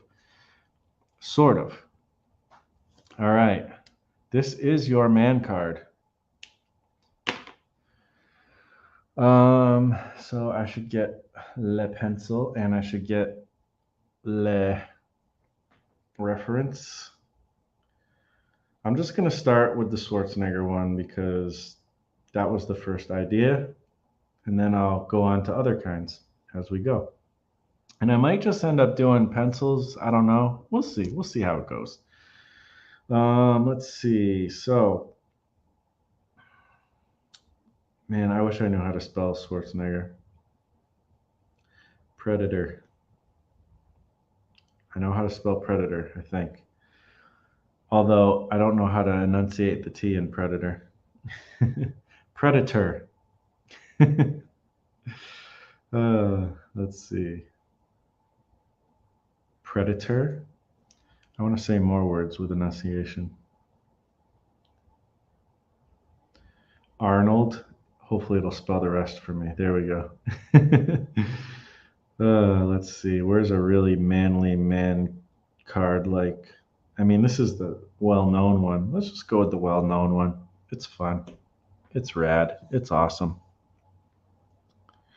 See if I can do like a relatively cartoony version of it. That would be kind of fun. All right, so man can't live off of comics alone. So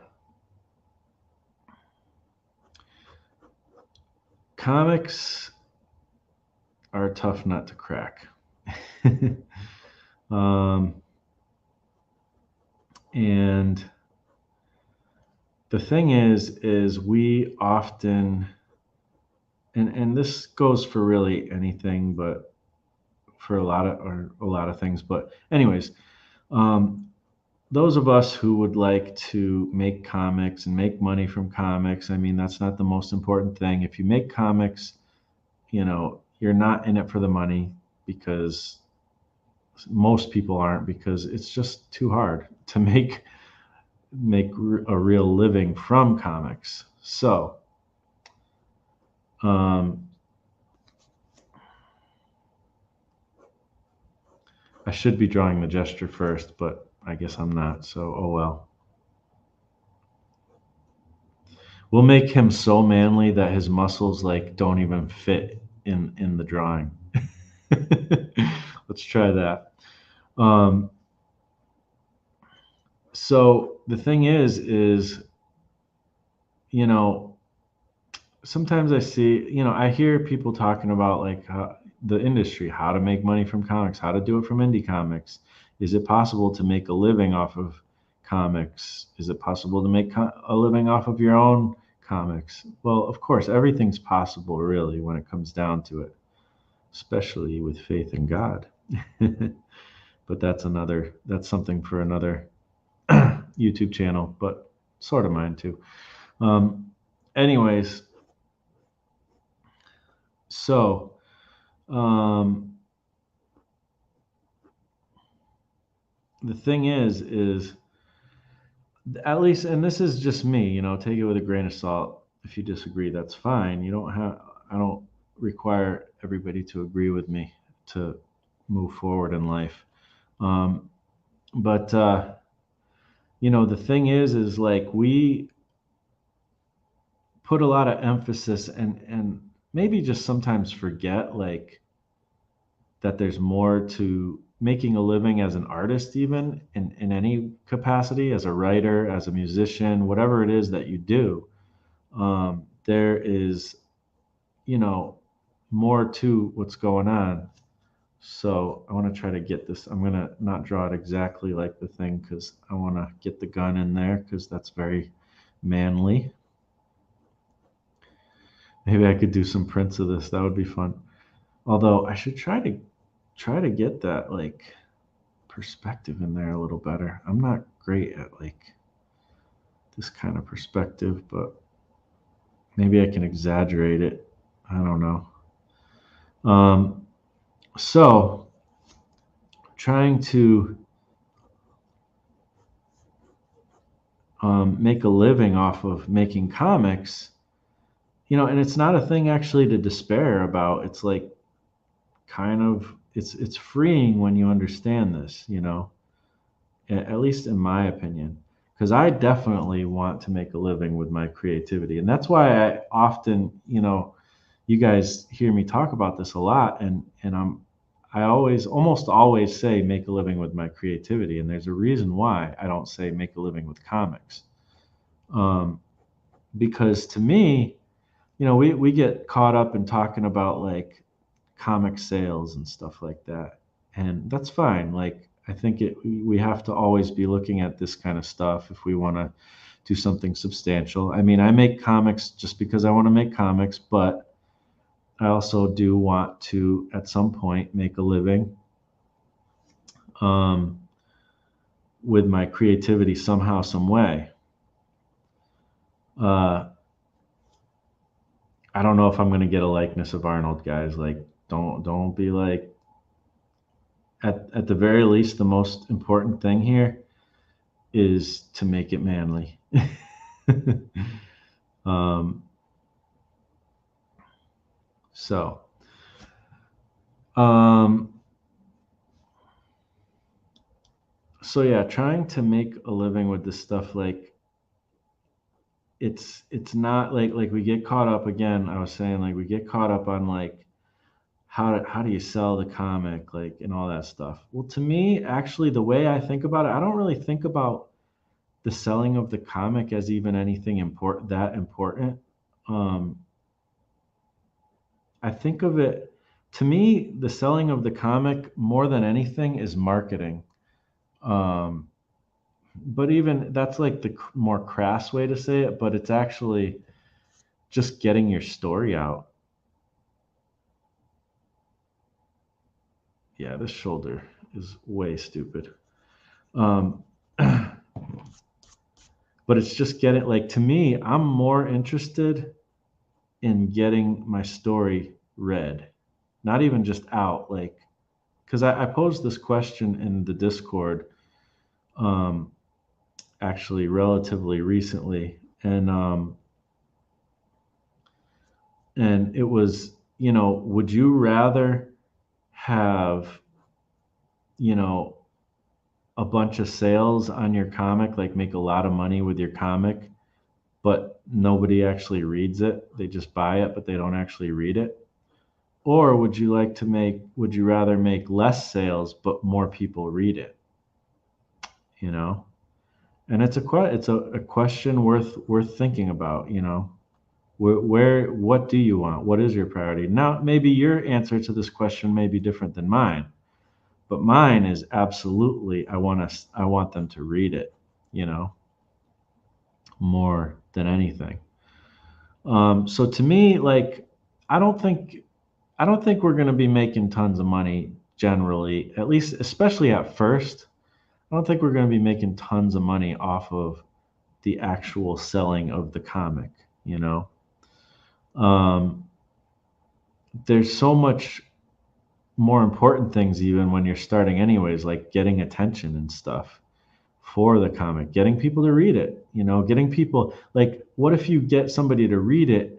Say it's going to be like an ongoing comic. You're making the comic that you've been wanting to make your whole life, like, and you know, it's better to get somebody to read this thing that you think is like you put all your heart and soul into it, and like they you want them to, it's almost like, using a crass analogy, like the whole thing of like how drug dealers get people hooked on drugs, which isn't a good thing, obviously, but like, you know, um, they'll get the first one's free, type of thing, and then they're hooked and then they come back, which again, I definitely don't advocate for drugs, but you know, it's an analogy.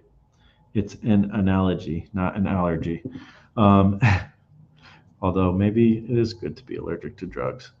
Um, but that being said, like, I want people to experience it. I want people to read it. I want people to get excited about the characters. I want my characters to be more famous than I am. I don't care about being famous. I'm not interested in that. Um, but I mean, I'm interested in it just in the fact that it serves a purpose to get my career going and all that stuff. But that's about where it stops. I don't have this desire to be famous. Um, what's cool is there's pouches on this outfit. That's really cool. And I think this would be endorsed by Rob Liefeld. So, I'm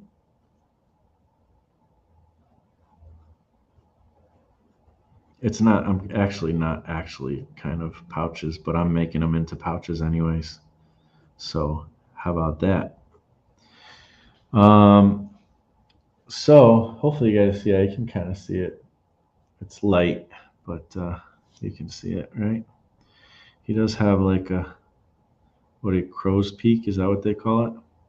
I don't know. So, so yeah, to me, it's almost like, if anything, the comic is almost like a business card. I think of it more like that. So I actually don't care if I make money or break even or even give away my comic for free, especially at first. Another thing too, is, but I would like to at least break even. That's a good goal. I think that makes sense, not have to spend money, but it is an investment. So it's worthwhile thinking of it as an investment. Um, so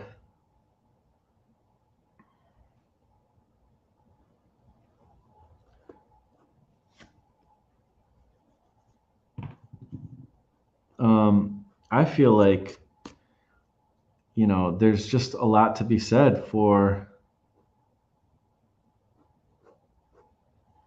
It would be funny if like his muscle like pushed his gun out of the way by accident.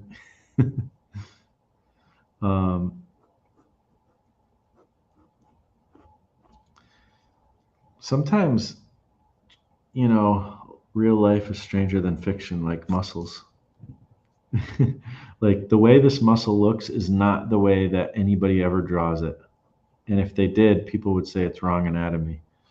So I'm trying to not do that, I guess. Um, but yeah, wow, I could kind of rock with this even, and then just ink it and throw some flourishy funness. Could put color too. Ooh, I could play with my colored pencils. I don't know. So I don't know. That's how I think about it. I think that sometimes maybe we're making a mistake sometimes if we think about comics as the actual product. I do feel like now this is a whole other there's a couple things. One, if you are thinking of comics as the actual product, that's fine. And it is to at least a certain extent, anyways, for everybody, even me. But you know, the like it's I feel like, if you put out your first comic and it's not selling very well, well, all I can really say is welcome to the club.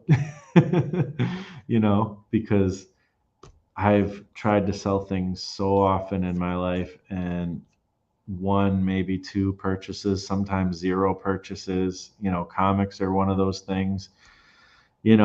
It's hard to sell stuff. So, um,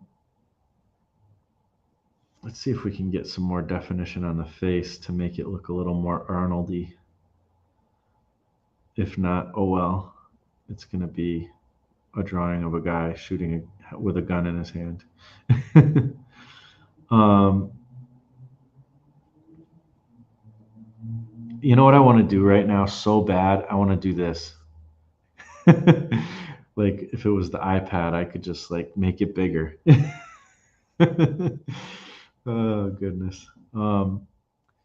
So like, getting a body of work is important. Like, so your first comic, you're probably gonna have a hard time selling the first comic anyways. Like, think of Scott Strickland. He didn't have the super easiest time selling his first comic, but now he just ran a Kickstarter for number 5, and he's doing well. I mean, he's not doing amazing like Eric July or something, but who else is doing that? Just Eric July. So you know it's once you get a body of work as well, that can be very helpful. um, and I need to give him more of a grimace too. Like, he looks kind of not manly. He does not look manly yet. He needs a grimace. um, Even though the picture doesn't exactly have a grimace, but he's gonna have a grimace. That's a little better. The eyebrows are a big deal. Eyebrows are important in acting, in creating acting in your characters, for sure.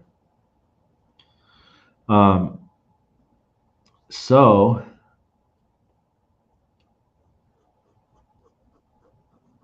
I just want to indicate the shadow a little bit. And he's got these eyes. So yeah, having a body of work is really important, I think. And that takes time. It just takes time. I think 3 to 5 is a good start. but you're still just starting, but you might start to see some traction with about 3 to 5 books. I think that's a good landmark to get to. So there's that. But even still, I don't feel like like if I ever get to a point where I'm making like good significant money from actual book sales, I think it'll be a ways from now. It'll be a long time from now, and it'll be like, it'll be after I have a lot of books under my belt. Um, so to me, again, to reiterate, making comics, the main thing is not, it's to me, it's more of part of the marketing, part of just getting people to read your story and get into your story. I want them to fall in love with my characters. Now, that doesn't mean you can't make a living out of what you're doing. Like, to me, the comic is the subject matter of this YouTube channel. Like, it's the subject matter of what I'm doing. Like, Marsh makes comics. Like, that's like, it's the substance. It's what you come here for. Um, but it's not necessarily the product. Um, and I'm okay with that.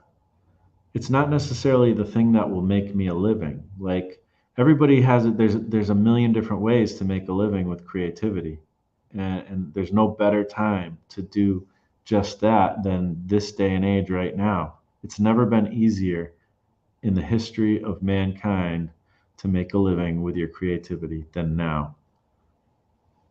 And that's just the truth.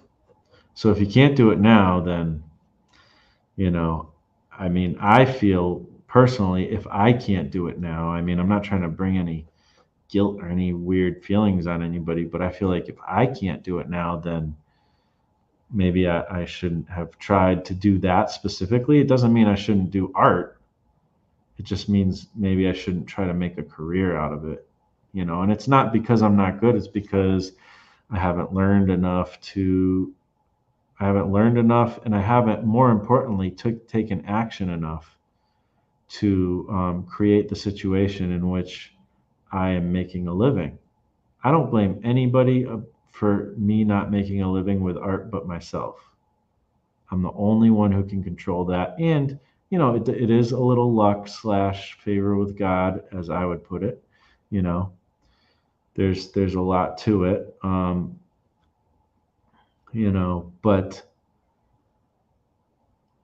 you gotta put in the work. That's a big part of what the deal is. And it's not about just selling. It's about making something that's fun, creating fun atmosphere, creating a place, different things that bring attention that people enjoy, like the YouTube channel or TikToks or Twitters or Instagrams or whatever it is that you're into doing, and that you're good at. Just writing a blog, you can do a lot still with a blog. Blogs are not dead. If people think they are, well, they're wrong. It might be easier to do stuff with video sometimes, but if you're good at doing blogs, you better do blogs. And if you like doing them, and figure out how to do that in a successful way. Webcomics are still a thing. There's still lots of potential. And the thing is like, you know, think of ways to transcend what we think of as the comic book industry and stuff like that. Like, a lot of times we think about how to sell our comics and we think about Diamond and Marvel and DC and Image and crowdfunding and all these different traditional methods, even though crowdfunding is kind of bucking the trend of traditional stuff. It's still, right now, it's still the very common, it is a common way that we do this. Where did I put that book? There was one of the books I showed, and it's not in this pile because I want to show it again. But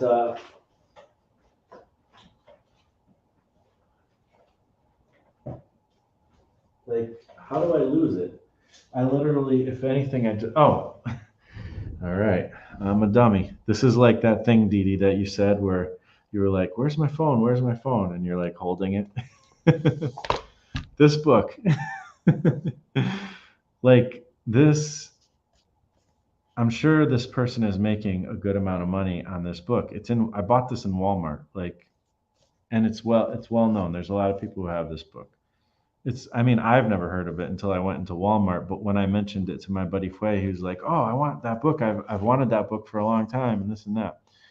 So, like, I mean, this isn't your typical comic. Some might even say this is not a comic, but that's fine. Like, but I'm just saying it's an example of, you think of like Raina Telgemeier. You think about all these things you would see in Walmart or somewhere else, like, or Barnes and Nobles. I don't know. Like, there's a lot of different ways to think about this stuff where it's like you don't even have to do what everybody else is doing. Find your own way. Find your own audience. Like, find an audience that has never read a comic book in their life and show them something that they would be interested in, that just happens to be something they're interested in, and it just happens to be in comic book form. There's a lot more opportunity than we realize. I don't want to use this pen. I'm going to ink it. I'm going to do it, guys. I'm going to do it. Or should I color first? Or maybe I won't color. I don't know. I'm going to ink it. Then I'll let it dry and start on another one, maybe. So, yeah, I don't know. There's like transcend the comic book industry. Don't think about like, and I can draw likenesses sometimes, but while I'm trying to talk to you guys and do a stream, like, I'm not going to beat myself up over drawing, a likeness here. So just take it on faith. This is Arnold Schwarzenegger in Predator. I guess. I don't know. So,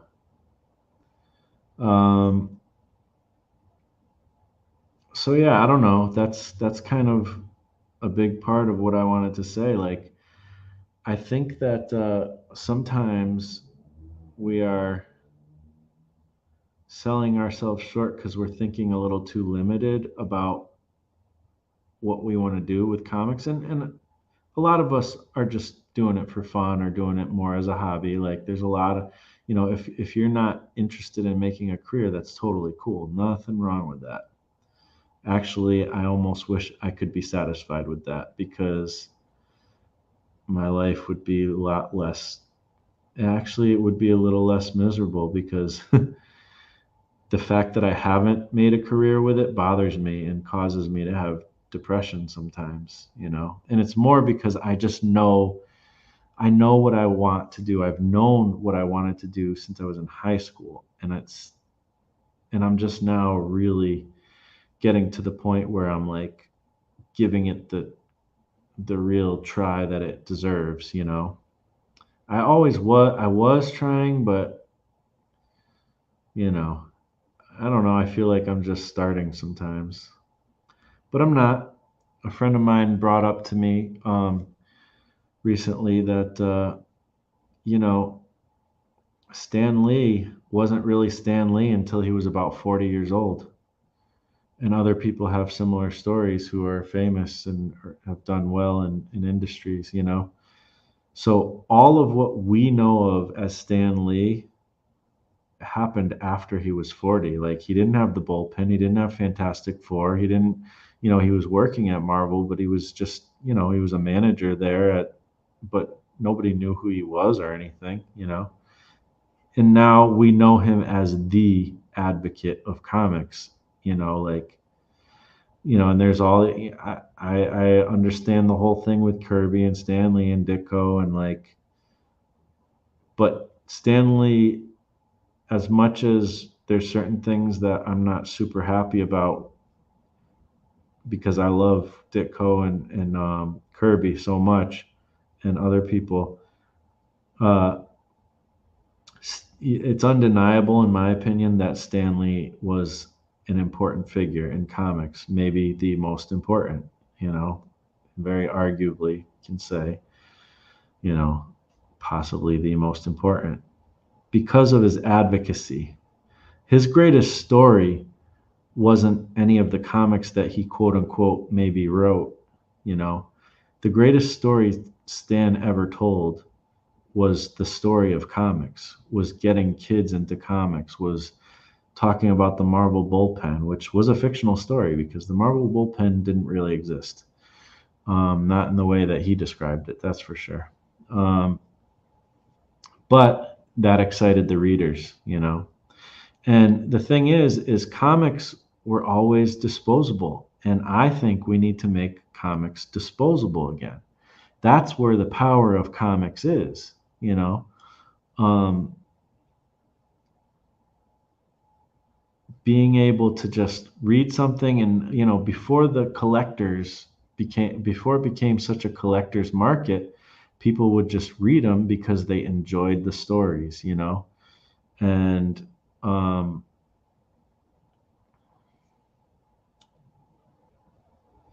and you know, they were fans of the characters and all this stuff. And it's still true to this day, but there's this whole collector's mentality and this and that. And it's become something different. It's not disposable anymore. In fact, if you don't like hold it pristinely, you might get yelled at a comic shop, you know, like, because I have.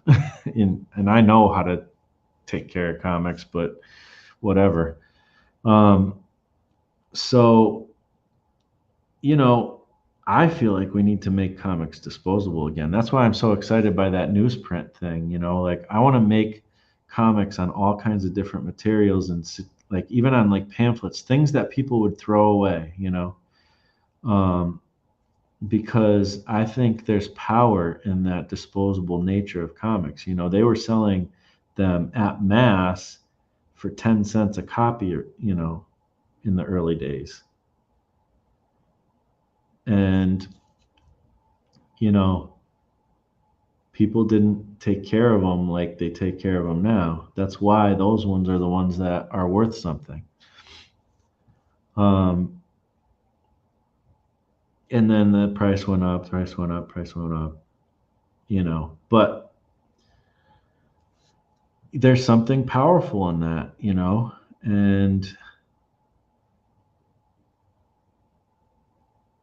sorry, I got to concentrate when I do this line. Um, so, you know, I think it's worthwhile to think of comics less as the product and more as just the vehicle to get your story out there.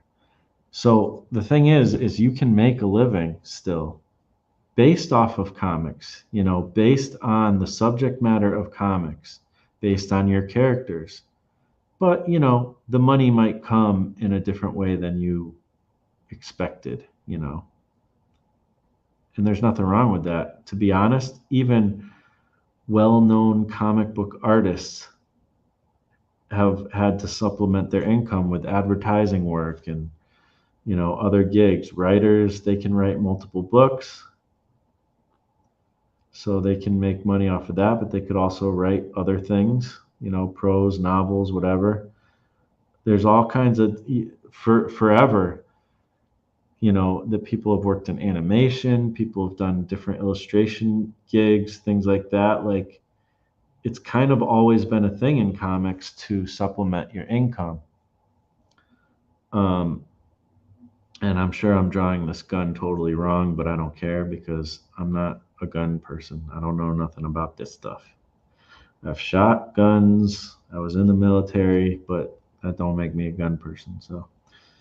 Um,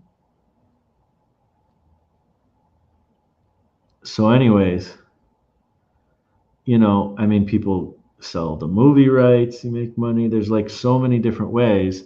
And now with the internet, any way that anybody makes money on the internet, you could do that with comics, you know? So we got, you know, ad revenue from YouTube. You can do sponsored videos, you know?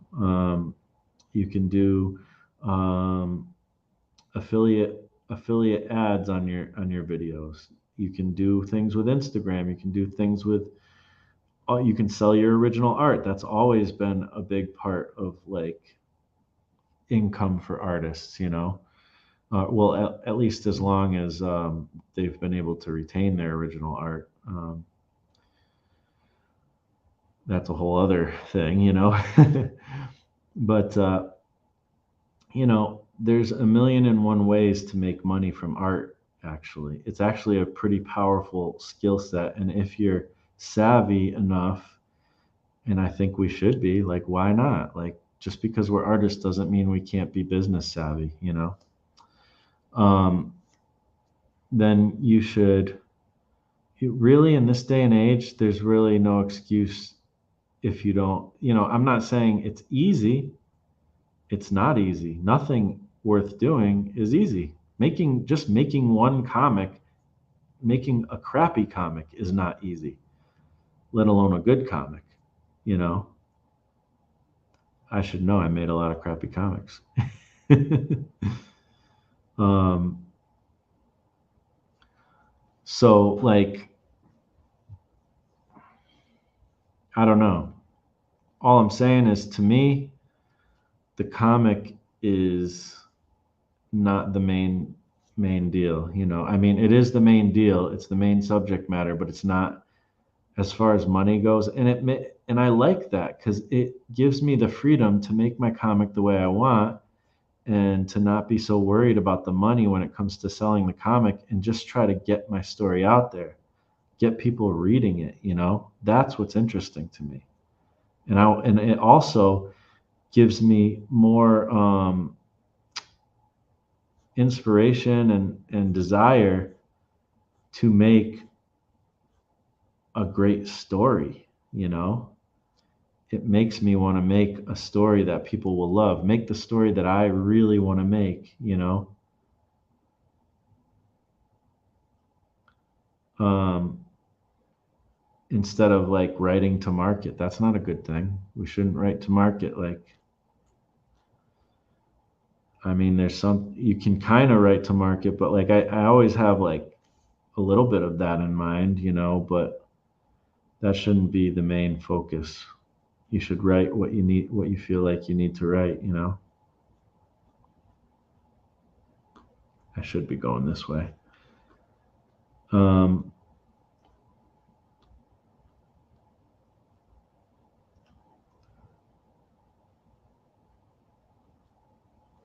so yeah, I don't know.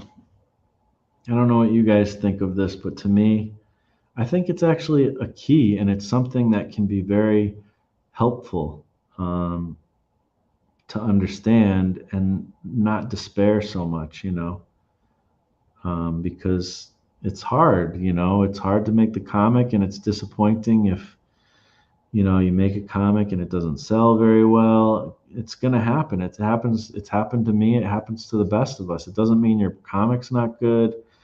You know, it doesn't mean that you suck or anything like that. It just means that it's hard to sell comics, you know, and you're not going to make a living probably off of comics. And the quicker you know that, at least not directly, you know, the quicker you know that, the quicker you can refocus in a more effective way, you know. And so yeah, I don't know. And how easy is it to get your comic out there for people to read? Well, that's not easy either. That's why it's like, let's focus on that at least, you know, because it's easier than getting people to buy it, you know. Um, so I don't know. I'm gonna check out the chat in a sec. Probably a good idea to take a little bit of a break from this before I get into drawing the face.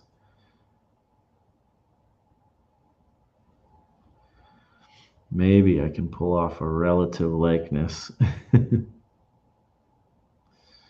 but we'll see. So let's get to chat a little bit. Do do do.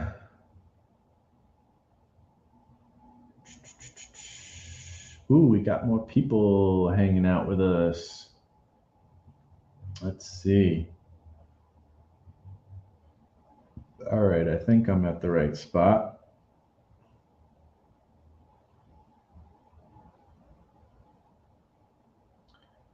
Okay, so 7 doesn't have an IG. Well, I hope you do sometime have some way we can see your art. That would be great. Frank, some of your AI cards you posted on IG are good man cards. They probably are already good man cards.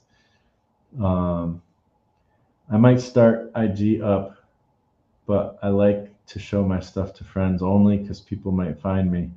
I'm doing other stuff these days, but I'll do this for fun for Frank and Marsh, for you, Frank and Mark. You are awesome. Thank you. Yes, you can email Dee Dee. You could email me. You could, or DM me or whatever. My email is marshmakesart@gmail.com. Amen, Marsh Favor. That's right. Favor. The Marathon Marsh. Maranatha Marsh. I've heard that term in Christianity, and I don't know what it means. I'll be honest, and I don't know. Maybe this is a Greek or a Hebrew word for favor. I'll sketch one man card, send it out via email. Cool.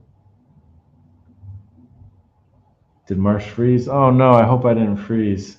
Am I still on? I think I'm still on, right? I see my hand. I don't know about the videos. Yeah. Okay, so hopefully whatever froze. Okay, it was okay on Seven's end. Nathan, what's up? Good evening, everyone. Seems I missed out on a good amount, but glad to be here. I'm glad you're here too. And it'll be up. So if you want to watch, there was some cool stuff that I showed off, Nathan. You might dig it. Let's see. Yes, Abba. This person likes to be called Seven. Just so everybody knows. What's up, Vic? Hey, kid, you want some comics? The first issue's free. You got to pay for the next one. Yeah, exactly. That's exactly it. uh, but hey, it'd be better if they got addicted to comics than something else. Marsh, I want you to become so famous you're infamous. Oh, ooh, I don't know if I want to be infamous. It's funny how you wanted to zoom in on the drawing. Sometimes I will erase something, but in my mind, I think I'm deleting the image. Yeah, it's funny when you've done both digital and traditional, what you want to do and everything. I've been working on my body. One day I will be a man card. I will be a man card. Well, that's funny. I wish I had something clever to say, but I don't. I like your AI cards, Frank. One of those would make a good man card. Okay, we saw that. I would buy one from you and one from Marsh to use in my show. Throw down a man card when needed. Yes, throw down the man card. That would be great. Marsh, we will have to adjust the card size like Hallmark card size, a manly size. Yeah, I should do that. Oh man, and Dee Dee was showing the what were the cabinet cards, which are bigger and they're thicker. Those are very manly cards, except for the ones that have grandma on it. I used one of them as reference. Dee Dee. Okay, cool. Let's see.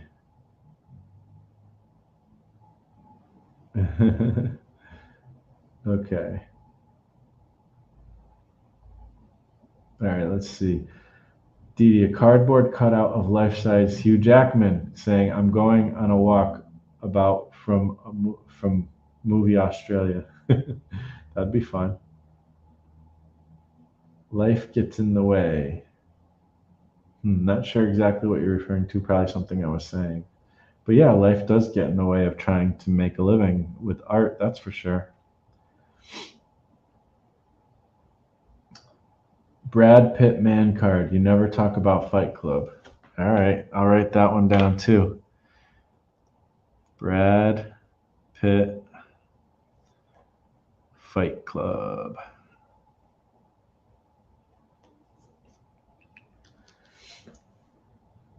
All right, Marsh, that's funny. Handling comics like it's radioactive explosive. I know, right? Like people are crazy, and if you don't handle, I buy rough editions of things on purpose because first of all they're cheap. Secondly, I don't want to be all precious. Like look at the spine of this thing. It's like falling apart.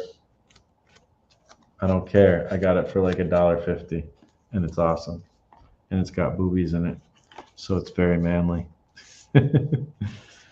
Oh goodness. Johnny Depp man card saying, "Do you savvy Captain Jack's?" Oh yeah, definitely. Or Johnny Depp in the Heard trial. Is he manly there? I don't know.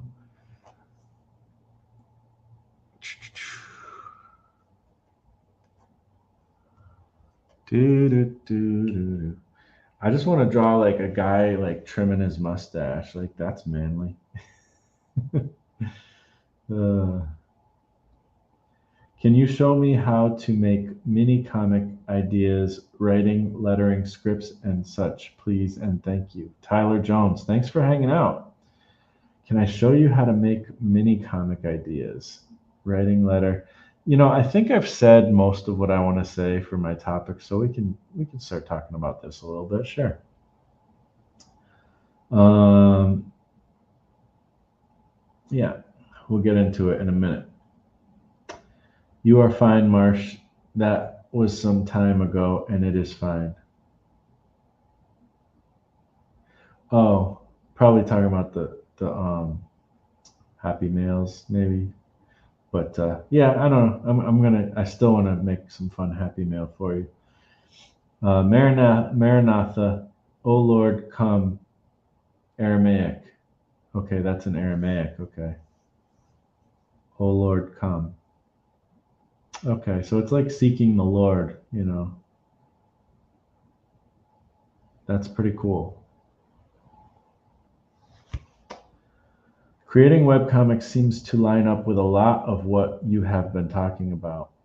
Yeah, well, I think webcomics can be part of it as well, especially in the idea of giving away comics for free, get people hooked, get people into it. I really love all formats, really. I'm not a person who has a problem with any of the formats. I do prefer print just because I grew up on print and I love print, you know, and I do read less digital and more print. So I guess I maybe lied there, but I'm not against web comics. I'm not against digital. I have read digital. I have read web comics, and I would like to make some as well. And I kind of have really, because even the stuff I print, I put up on the web. So it's a web comic. It's on the web, right? Like, I mean, it's a little bit different, but yeah, web comics are cool for sure. You never talk about Man Card Club. True, true, true. Putting your work out there, building an audience, gathering readers rather than collectors. Yes, yes, yes, yes, yes, and yes. I love it. I was meaning the struggles of life get in the way of our creative dreams. Absolutely. Struggles of life have, sometimes I feel like they've killed my creative dreams, to be honest. And sometimes I get very depressed about it. I'm just like everybody else, maybe more than everybody else when it comes to that. I don't know, but um, it's very true. But, you keep going. I feel like it's part of my purpose in this life to create things and inspire people and do all the things I'm doing with this YouTube channel and with my comics. And I feel like even if I don't end up making a living off of it, even if I don't end up making a career out of it, I have done some of my purpose every time I come on here and talk about it. And every time I make a comic and publish it, like it wouldn't be such a huge desire if it wasn't part of my purpose.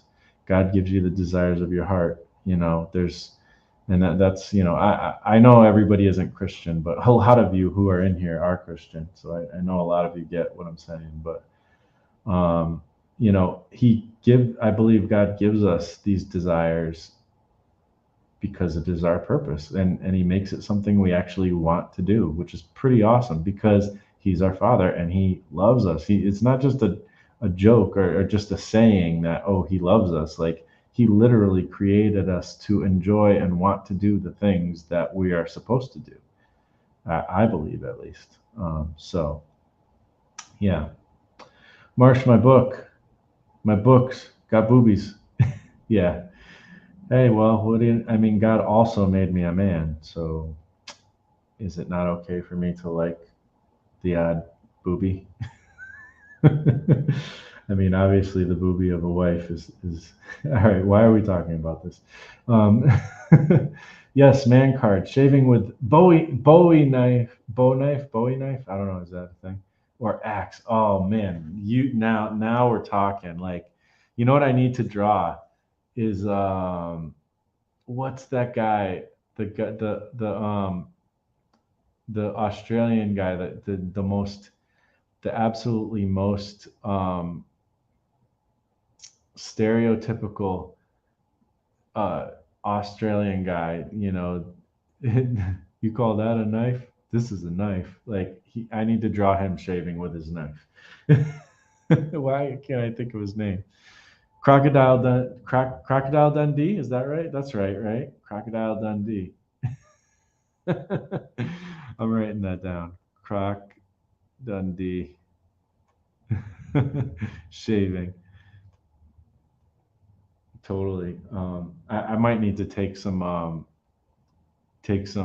uh, like reference photos so I can do it the way I really want to do it. Um, yeah, I agree, Marsh. Cool. We're in agreement. Thanks for your words there, Marsh. Yeah, absolutely. God made us creative and desires of heart to create. Yes. And as I've said often, but haven't said so much lately, I believe that I was created to be creative, and it's just who I am. And honestly, I think we could say that for all of humanity to a certain degree, because in my opinion, everything is very creative. Like, every job you could do, or vocation, or there's ways that people can be creative, and that's kind of some of the awesome things about humans is that creativity that comes, even if you're a business person or you're this person or that person. Like,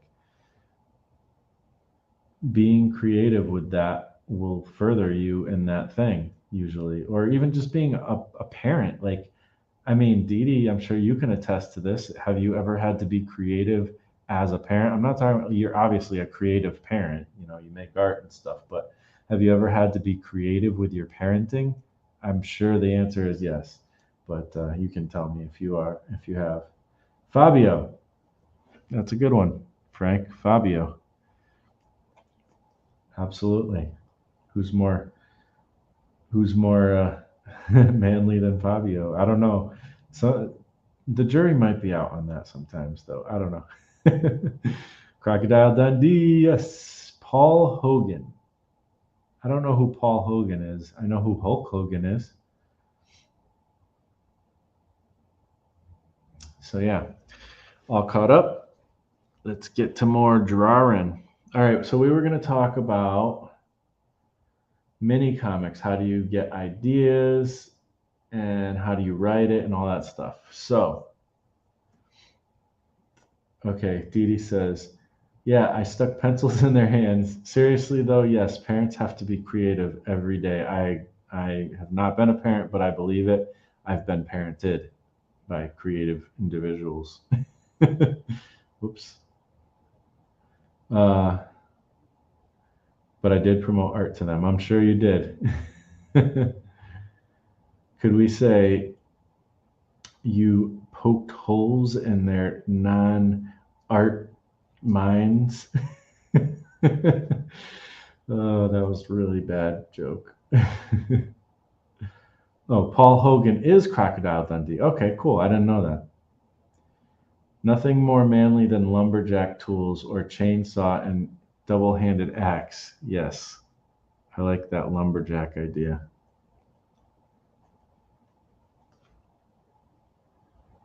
Yes, no holes. Oh, by the way, Dee Dee, I am going to probably never stop asking you to show us your original art and maybe sell it. Like that stuff that Denise was talking about.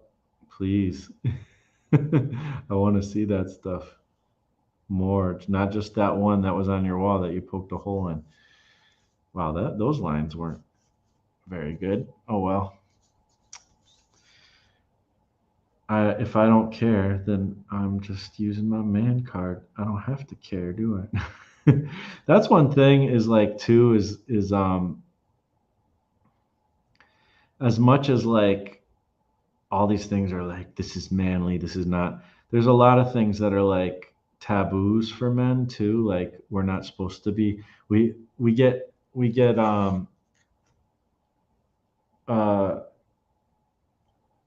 often can get criticized for not being emotional or not sharing an emotion or whatever, like not understanding or being sensitive to emotion. um,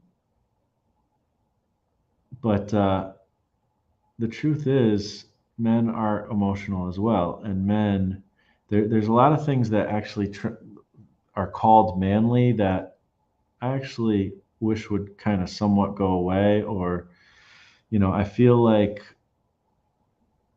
men kind of get abused in some ways. I mean, everybody, there's chances for everybody to get abused. Women get abused, unfortunately. It's not like I'm not trying to say like men get abused and that's it, blah, blah, blah. But there are some ways that like we're expected to be certain kinds of things. We're expected to be quote unquote manly. And some of those things that we're expected to be are not manly and they're not fair to any human being, let alone men. So there's almost a part of me that gets a bit angry or frustrated with some of the manly type of things. But that's kind of a discussion for another day, I guess, or maybe never on this channel. It's not really the scope of this channel necessarily, but I don't know. I may get into it someday. Just kind of making some corrections here.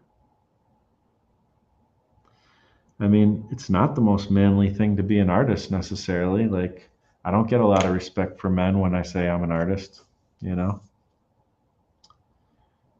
Supposedly it's not manly, like the woman is supposed to be the one in the kitchen, that whole stereotype.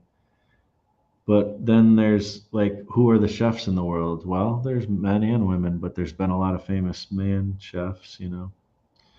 Men aren't supposed to like musicals.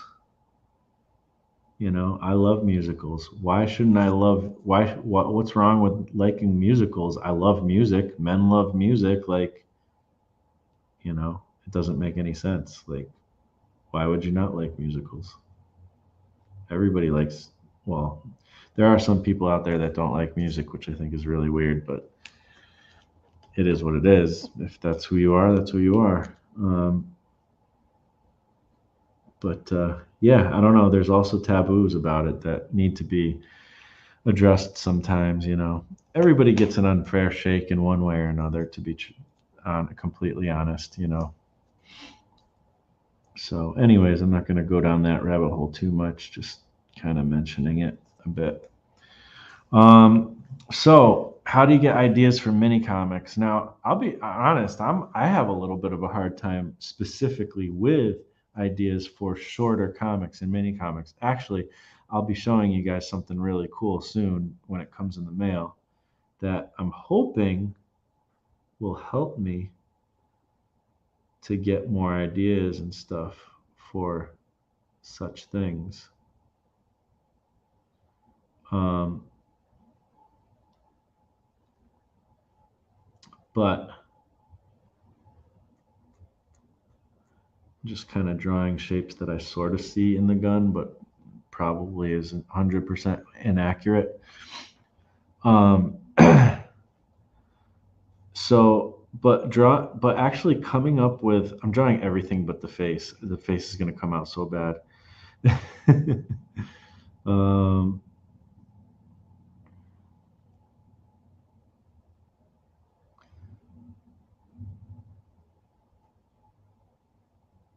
so coming up with ideas for comics, mini comics, especially you did ask specifically about mini comics, like so short stories, really short stories. Um, so it's difficult, sort of, but it can be easy too. I think it can be easier than I make it personally.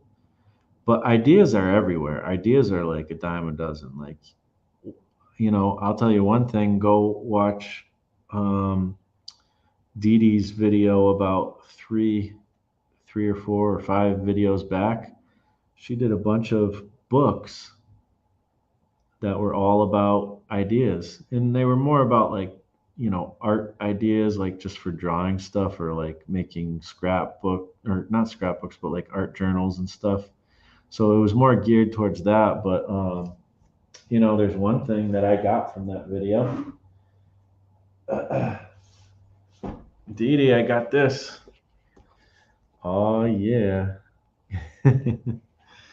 And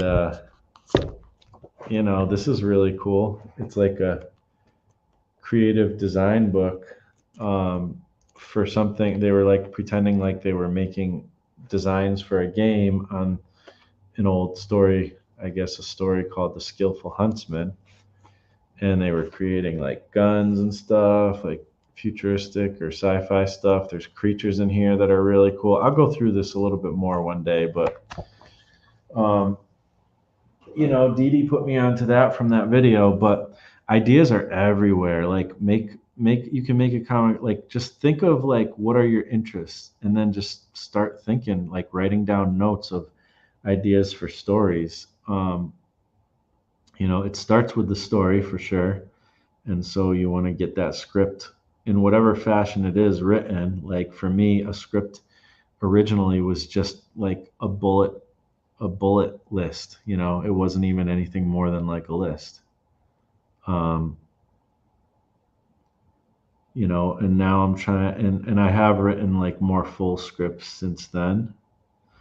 But you know, and now I'm trying to be a little bit more purposeful, or not purposeful, but just I just want to write better stories. So I'm like going further than the bullet list, but it's a perfectly great way to start. You know, so um, now I have to draw. Now I have no choice but to draw the face or ink the face. Uh, Pray for me, guys. um, so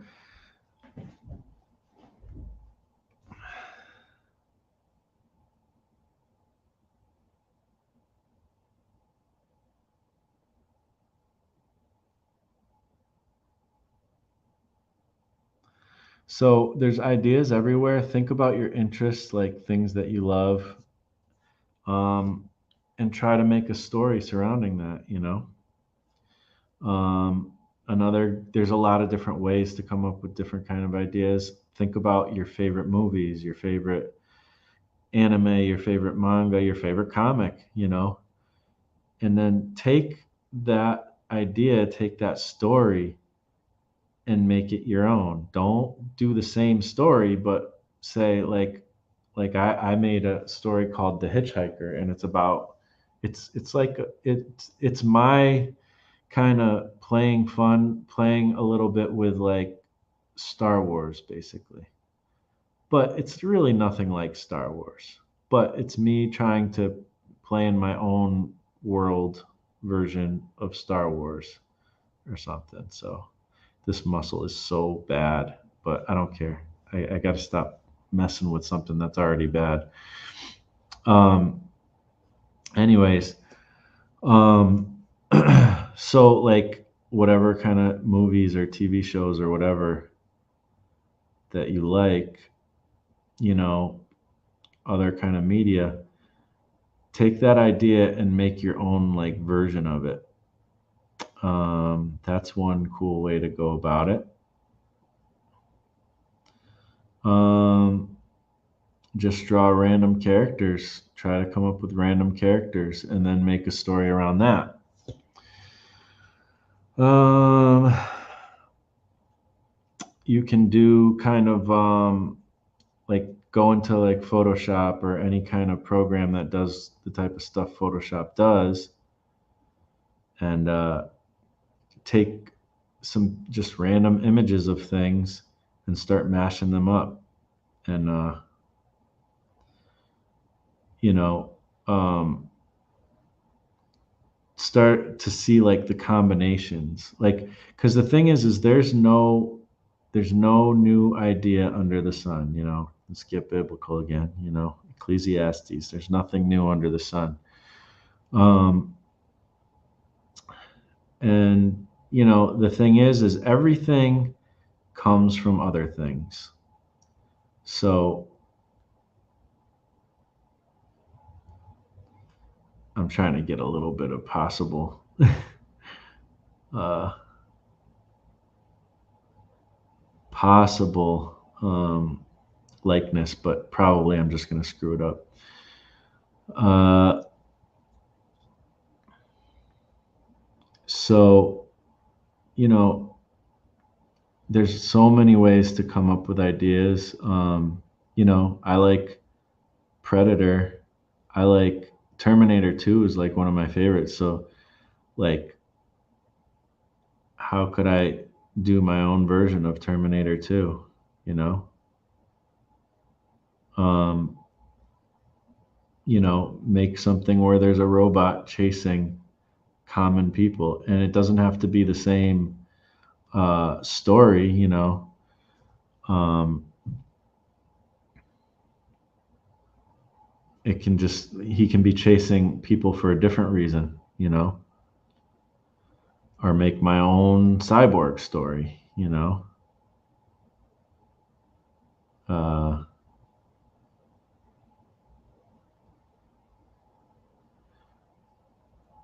there's a million cyborg stories out there. Make my own version of it. Make Terminator, but as a comedy. Or whatever it is you like change the genre. um, I'm just kind of brainstorming different ways to come up with ideas. But there's just like go take a walk, and listen to people's conversations and try to imagine, or go to, like, next time you go to a restaurant or something, like just observe people and try to imagine what their story is. you know One thing I've learned just recently, and this is kind of possibly a more advanced thing, so maybe it's not the greatest advice, I don't know, because when I heard this fight, this is advice that you know everybody who's ever tried to learn about writing, and even people who haven't, have heard this advice. It's like the most common piece of writing advice ever, but it went over my head for so long, you know and I just started to understand what it actually means, and I think it's going to be a game changer. I talked about this in a stream recently, and so that piece of advice is write what you know. So what that means, it doesn't mean what a lot of people think it means.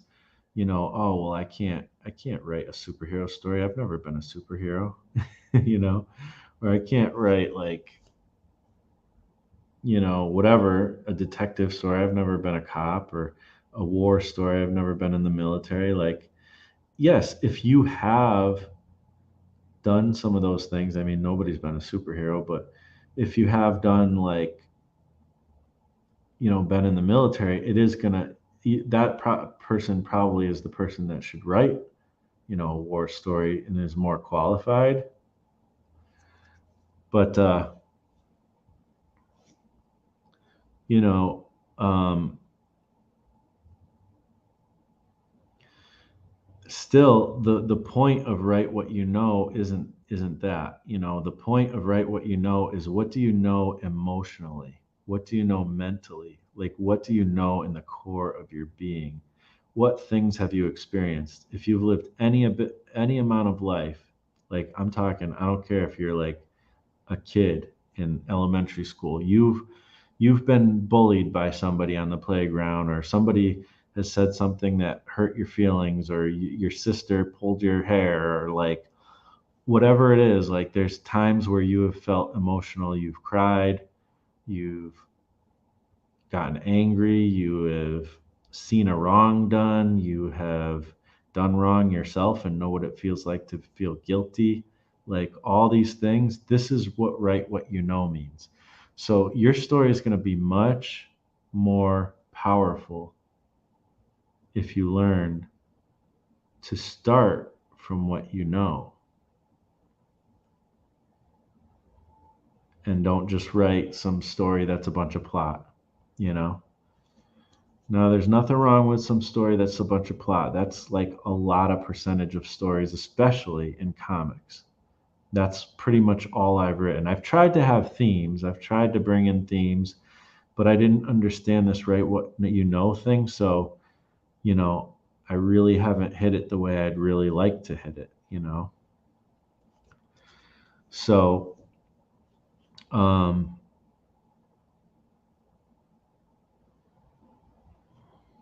uh, man, I'm starting to get a tiny bit of likeness, which is kind of cool. It's at least not as horrible as I thought so far, but we'll see. um, yeah, I just that those lines right there weren't the greatest. I have to be careful how much lines I put on this small little drawing. Um, but you know, so writing what you know is a big thing. So think about things that really impacted your life, and it could be good things too. I was just thinking about how I've gone on walks, um, and or like just looking out of my window every day, especially if it's a nice, happens to be like a nice view and stuff. Um, you know, um, and something that always amazes me, like say you go on the same, say you have a dog, you walk your dog, every day, and you go on the same walk all the time, and maybe you go into a place that's like more forest, maybe you don't live near forests and woods, but you know for me, I've had that experience where live I did live and walked a dog, um, in some woods, and it was pretty much the same woods every day. And one thing that I always kept commenting on and realizing is, like, depending on the different time of day, the different season, um, the weather that day, all that stuff, it's really, it blows my mind, especially as a Christian. I automatically start thinking about God. Like, it blows my mind, um, how it looks so differently beautiful every single day. It's a whole different painting every single day. It blows my mind, like the wonder of God. Like, it is just so awesome, and breathtaking, and some days it's more gray and dark and it's winter and it's no leaves and there's sticks.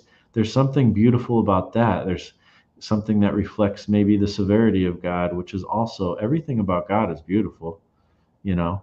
So to me, that's something I know. That's something I've noticed many times in my life, and it's a good thing. It's a nice thing. So it doesn't always have to be a negative thing. You can write about good things too. You can write about, like, just the feeling you had when you won something at some point, like you won a prize, or how hard it was to get to a place of winning a prize. I don't know, there's like so many ways you can go. So um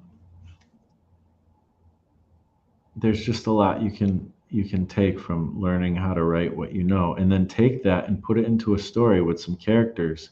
Say you want to draw, like you want to make like a sci-fi comic or whatever. Well, create some cool sci-fi characters and then write about what it was like when somebody was bullying you in school, or how you learned to love something that at first you didn't love. I don't know, like so many different things. There's a million stories. There's only a few, but there's a million at the same time. So, yeah, I guess that's my answer. Hopefully that's helpful.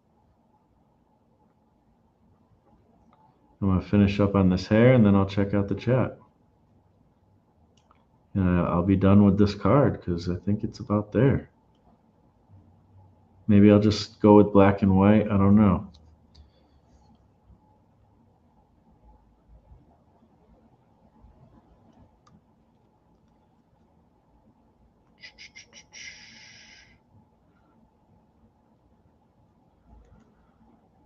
This is your man card.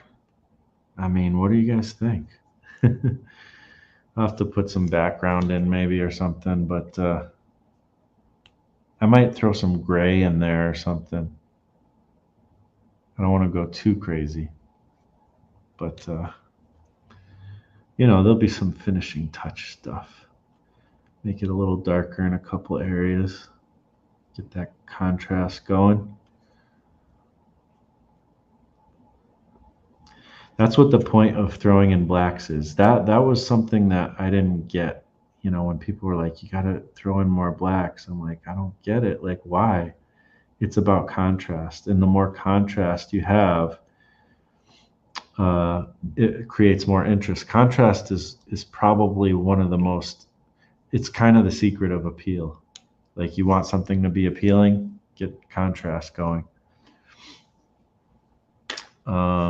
And it can be in all kinds of things. It can be dark and light. It can be scale, like little things and big things. It can be color versus non-color. There's just so many ways to introduce contrast into a piece. So this is my man card. What do you think? What do you think, guys? I'm going to catch up with the chat.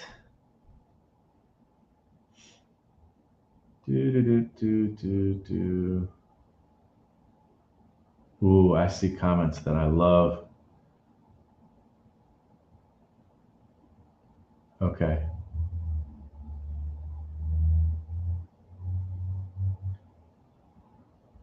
Okay, Salazar. Didi, as a mom, have you picked up a set of craft papers from my store, kids?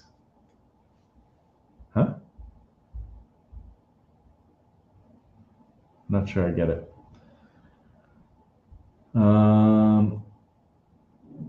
These days, everything is a trigger. Ooh, wow. No one stronger or manlier than Yeshua. He wept. That was the one. I'm like, let's just sit there and think about that. Like, thank you for that. Absolutely. I mean, that's another thing you can talk about is like a time that God has touched your life in a really significant way. I mean, is there any way He touches your life that isn't significant? Probably not, but you know what I mean. You just lost your man card because you like musicals. See? But I'm drawing a man card and losing my man card at the same time. Does it even out? What's up, Drew? Thanks for hanging out. Just kidding, Marsh. I know. Lots of ideas. I love sharing ideas. Ideas are great. I mean, Didi has books full of ideas. Oh my gosh. How long would it take you, Didi, to show all of your idea books? That's what I wonder. In one stream. Great book, right? Totally. Thank you for the suggestion. Dee Dee inspired the man card. That she did. Chris, what is up? Hello. First time here, but coming from Dee Dee's. Oh, awesome. Thanks for coming. I hope you enjoy it. Hugh Jackman, yes, he sang a musical, right? I mean, Hugh Jackman's manly, is he not? And he also is Wolverine, so I'm going to write him down.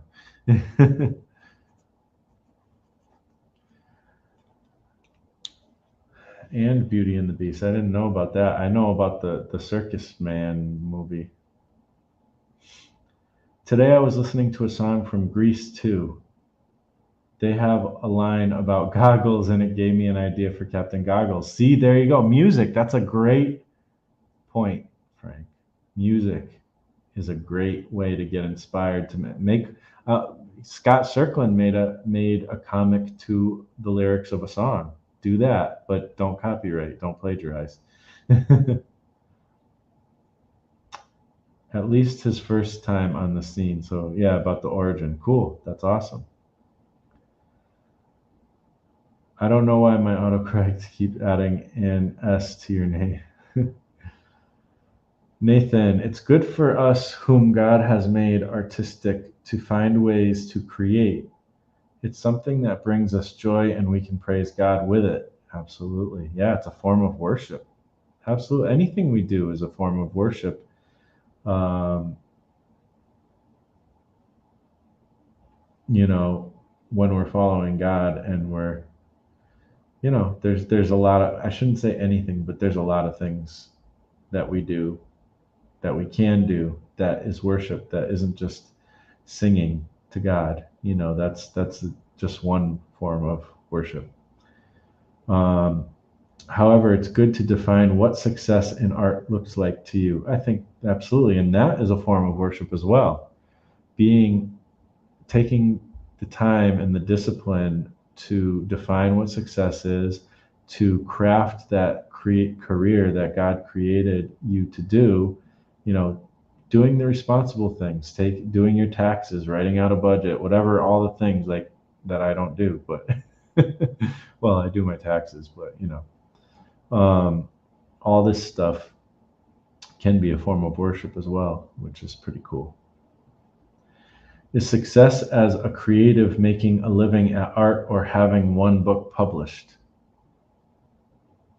Is success as a creative making a living at art or, yeah, exactly, like define what success is for you. Like,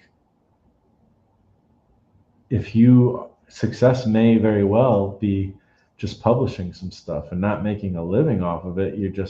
You've published something, you know, you've published the thing that you felt led to create, and you gave it your all. It can be a form of worship. It can be success in your eyes as well, and in God's eyes. Anything that is of faith, I would say, is a success and a form of worship as well. We know that those of us who are Christians understand that concept, you know, or should. Hopefully, we read our Bibles, you know. But you know, so is it fame or is it having just some people read your stuff? Yeah, I mean, fame to me is a tool to get people to read my stuff, or you know, that kind of thing. You know, fame is not a bad thing. It can turn people. It can have bad effects, but you know, it's not the fame that's bad necessarily. I mean, there's a big discussion to be had about fame, you know, and idol worship and things like that, but that's not within the scope necessarily of this discussion at the moment. But yeah, I think fame can be a good thing as well. You know, the fame of you know, maybe the fame of Billy Graham is a good thing, but the fame of the Pope isn't. See how many people unsubscribe from that. Anyways, I didn't say it is, I just said maybe. All good questions. Yes, the questions are what's amazing. Questions are great. Good questions. Never been a superhero. Speak for yourself. That's true. There is one person in the chat who's been a superhero. Marsh bullied. Yes, understood from life experience. Some people burning a cross close to my home. Wow. Ugh, that's scary. Finished 2 man cards. You're beating me, Frank. I'll post them on IG. Cool. Love the card, Marsh. Good. I'm glad. I'm glad you dig it. Nice job with the card. Thanks, everybody. The detail in the card looks nice. I have a problem. Like, I just put too much detail. I'll have to show it closer up for you guys. Let's see if we can get the focus going, because I know you guys can't really see it super, super good. I might just make the background kind of gray. I don't want to make it like, there's got to be that contrast again. Let's fix the focus here. See. Oh yeah, there we go. So I still got to do some final touches and stuff. But this, I think, how long have I been going? 3 hours? Yeah. This might be, maybe I'll draw some more a little bit, but I don't know if I'll get to a finished card, or to a second finished card, I should say. But yeah, so let's get that focus right again. I wish I could, actually, I could bring this camera down. Maybe next time I'll have to remember that, to bring the camera down lower. That would have been better for you guys to see. Let's see. Everybody says it's nice. Thank you. I appreciate that. That was my impression of Dee Dee promoting art to her kids. Oh yeah, what did you say? There was that thing that I wasn't sure what you were saying. That's all right. Kind of missed it, I guess. Sorry. I couldn't show all my idea books in one stream.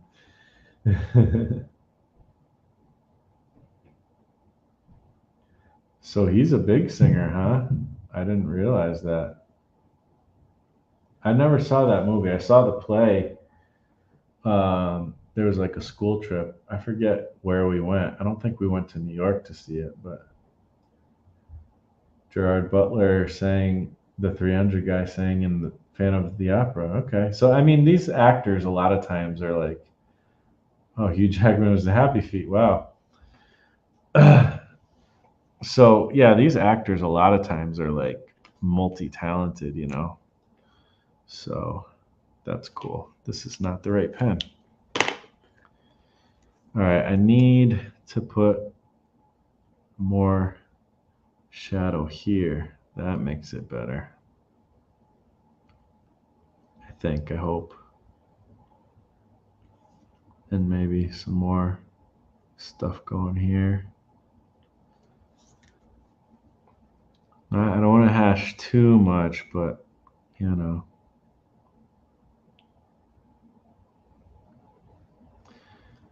to be a little bit selective of the lines. I kind of want to make this outline thicker. I don't always like when people do this, but I do it sometimes, but sometimes I like it, sometimes I don't, but I feel like it's needed here. Kind of helps things a little bit. All right, I'm going to get the gray marker. And what time is it, by the way? Oh, it's 9:30 here. I also want to do this first.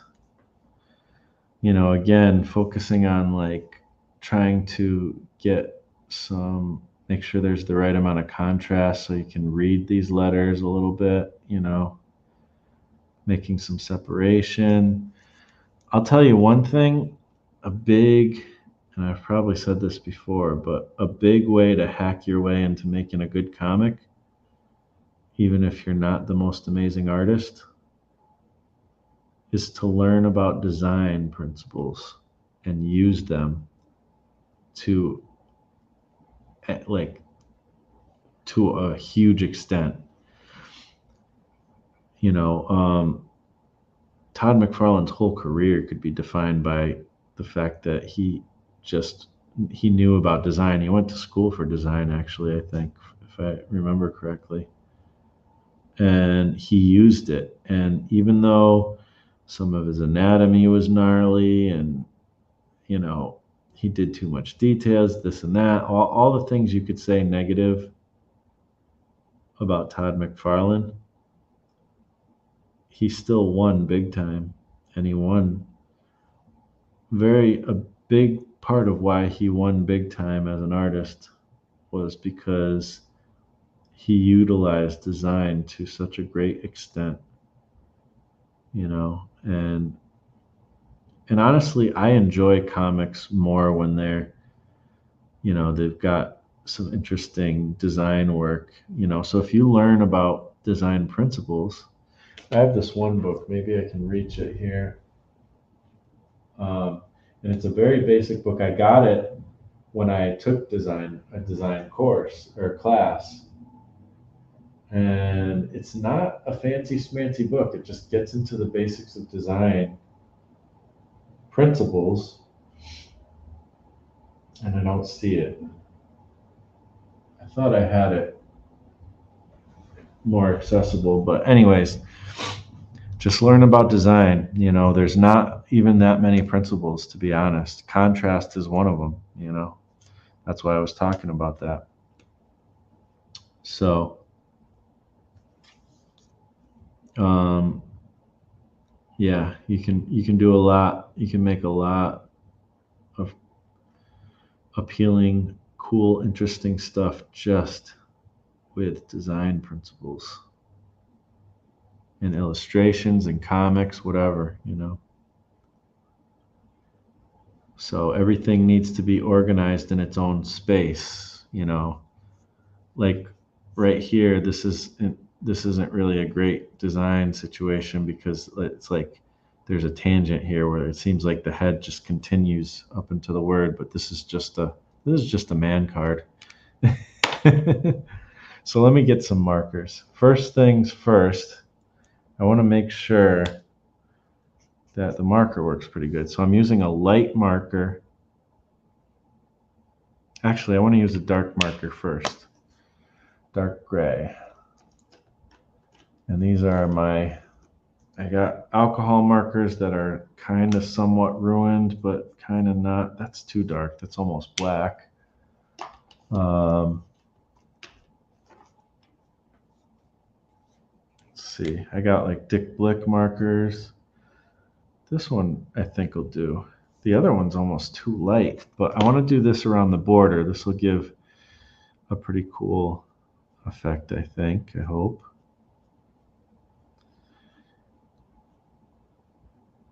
This is fun, actually, making this man card thing.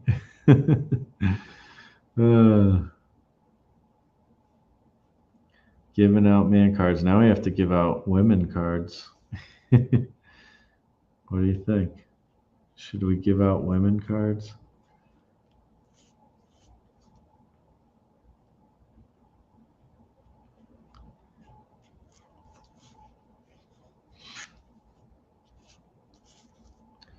Do.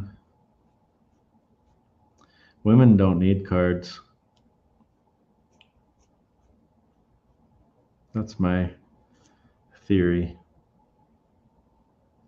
Men need cards, though.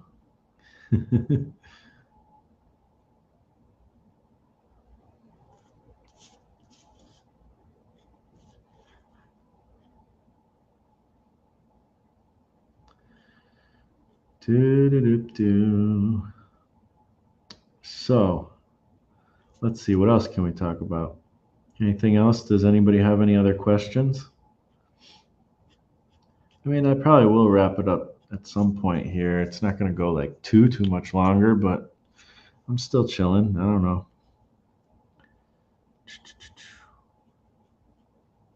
I'll check the chat in a minute. Let me know if you have any questions or anything you'd like me to chat about.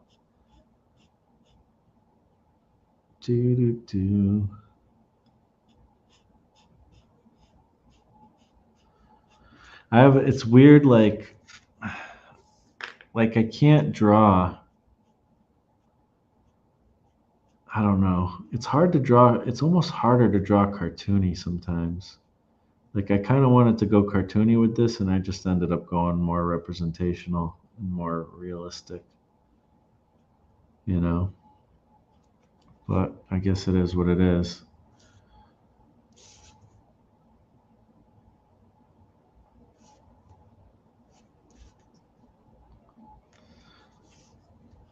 We could do, if we do like a biblical version, we'll call them manna cards. How about that? Uh,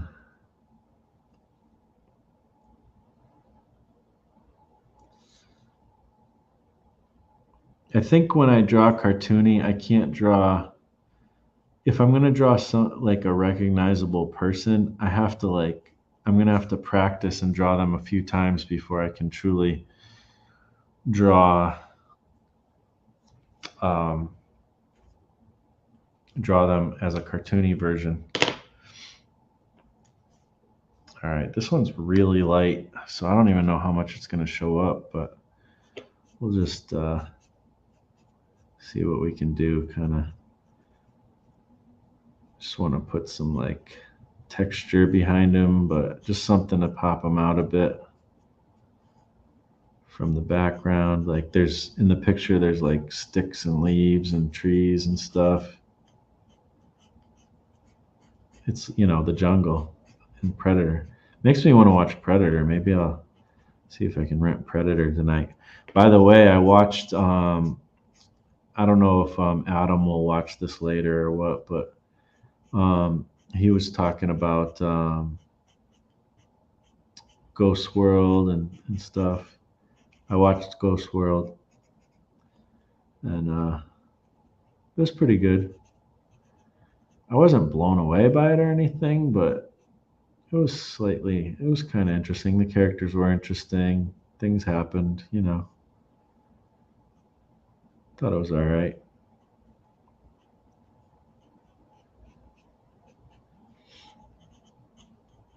I'm glad I watched it.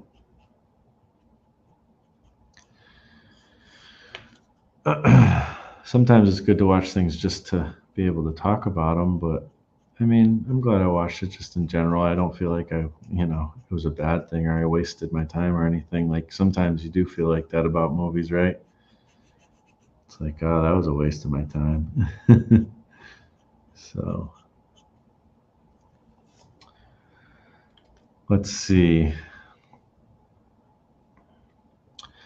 I don't know if this is archival ink or if it's dry enough. Oh no, this is water based. So I can't really go over it with marker. It'll bleed. Or I could, but I gotta just be aware of the bleed. If I start, could be a problem. I'll start a little bit and just kind of get in some little areas. It's okay for it to bleed actually. Like if you do it artfully, it's kind of cool.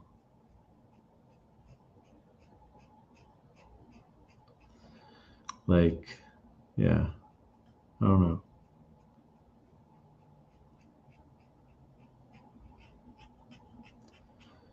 It actually can be like a technique, you know, deepen some of the shadows,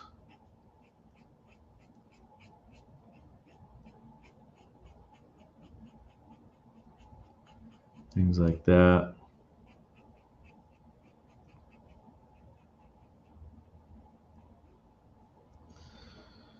Do do do.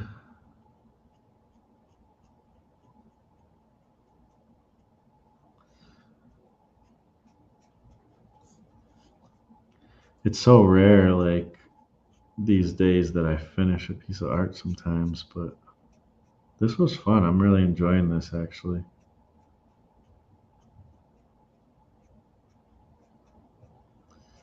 Do do do do. Yeah, I'm actually pretty happy with the way this marker's turning out with this. It's not bad.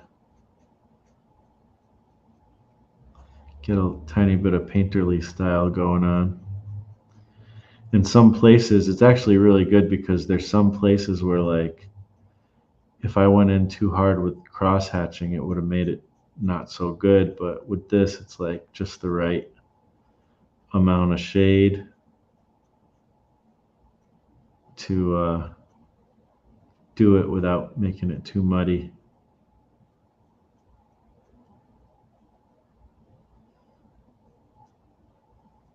It actually does look a little bit like Schwarzenegger, surprisingly.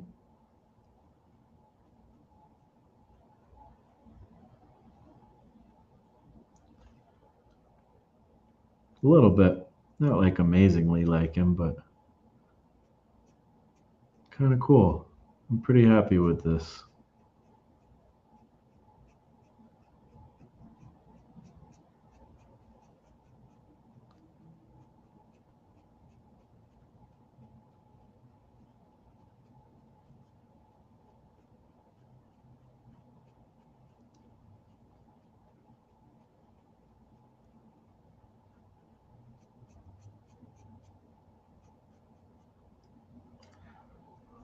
Yeah, I'm digging it. I'm digging it. This is your man card. Whose man card is it? I should probably sign it, right? Where do I sign it? I mean, I guess here, but I don't want it to be super distracting. But there's really no other good place. Or like here or something.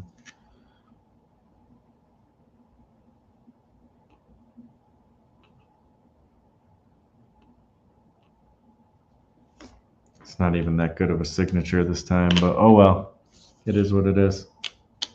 There's my man card. Bam! Don't tell me. I got my man card. I better put this away because I'll just keep noodling with it.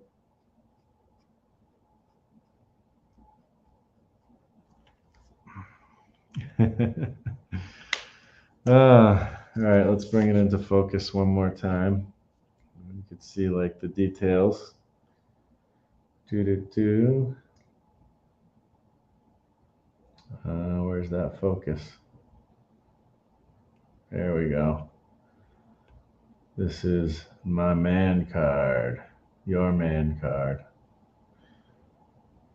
I see at least one area that I want to fix up a little bit, but other than that, I think it came out pretty good.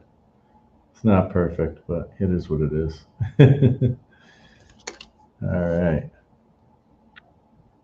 I love that I can like adjust the focus and stuff. I think I got some foreshortening in that gun pretty good too. That's not too bad.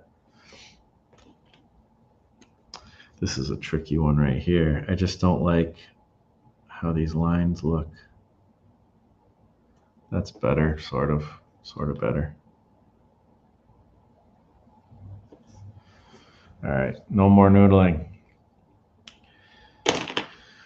Okay, so one man card down. You know, let's see, where are we at with the chat? See if there's any questions.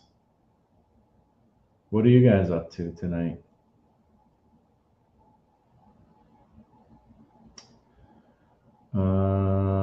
Let's see. I doodled a cowboy character during this stream, but not sure if he's manly enough. Might have to add stubble and a cigar. Yeah, I should draw Jack Kirby. He's manly, even though he's short. They have their man card still, plus Jamie Foxx sings, dances, acts in movie, Netflix day shift, and Power will be playing new Spawn movie. Cool. Apexium, Dutch Predator. Yes, I agree. I already started with one Predator. Maybe I'll just draw that. Anyways, yeah, I don't know. Like Dutch, absolutely. Let's do it. There's some characters in the Matrix that could be cool. Apex. Um, get the chopper. Get the chopper. Late to the party. That's okay. What's up, the other comic guy? See, I'm Marsh Makes Comics, and he's the other comic guy, apparently. But thanks for coming to the party. Do you have PayPal tip jar, Marsh? I can make one. You can PayPal me at marshmakesart@gmail.com. That's a badass man card, bro. Thank you. I'm glad you dig it. Marsh, like the professor, any questions? Exactly. Yes, Marsh, very good. Mana cards. Classic. A language I don't know. I'm pretty sure that's Spanish, but CB Smallwood, what's up, dude? How you doing? You're leveling up to Omega levels. Ooh, thank you. Also, love the concept for your new comic and the character design. Embrace what you love. I agree, man.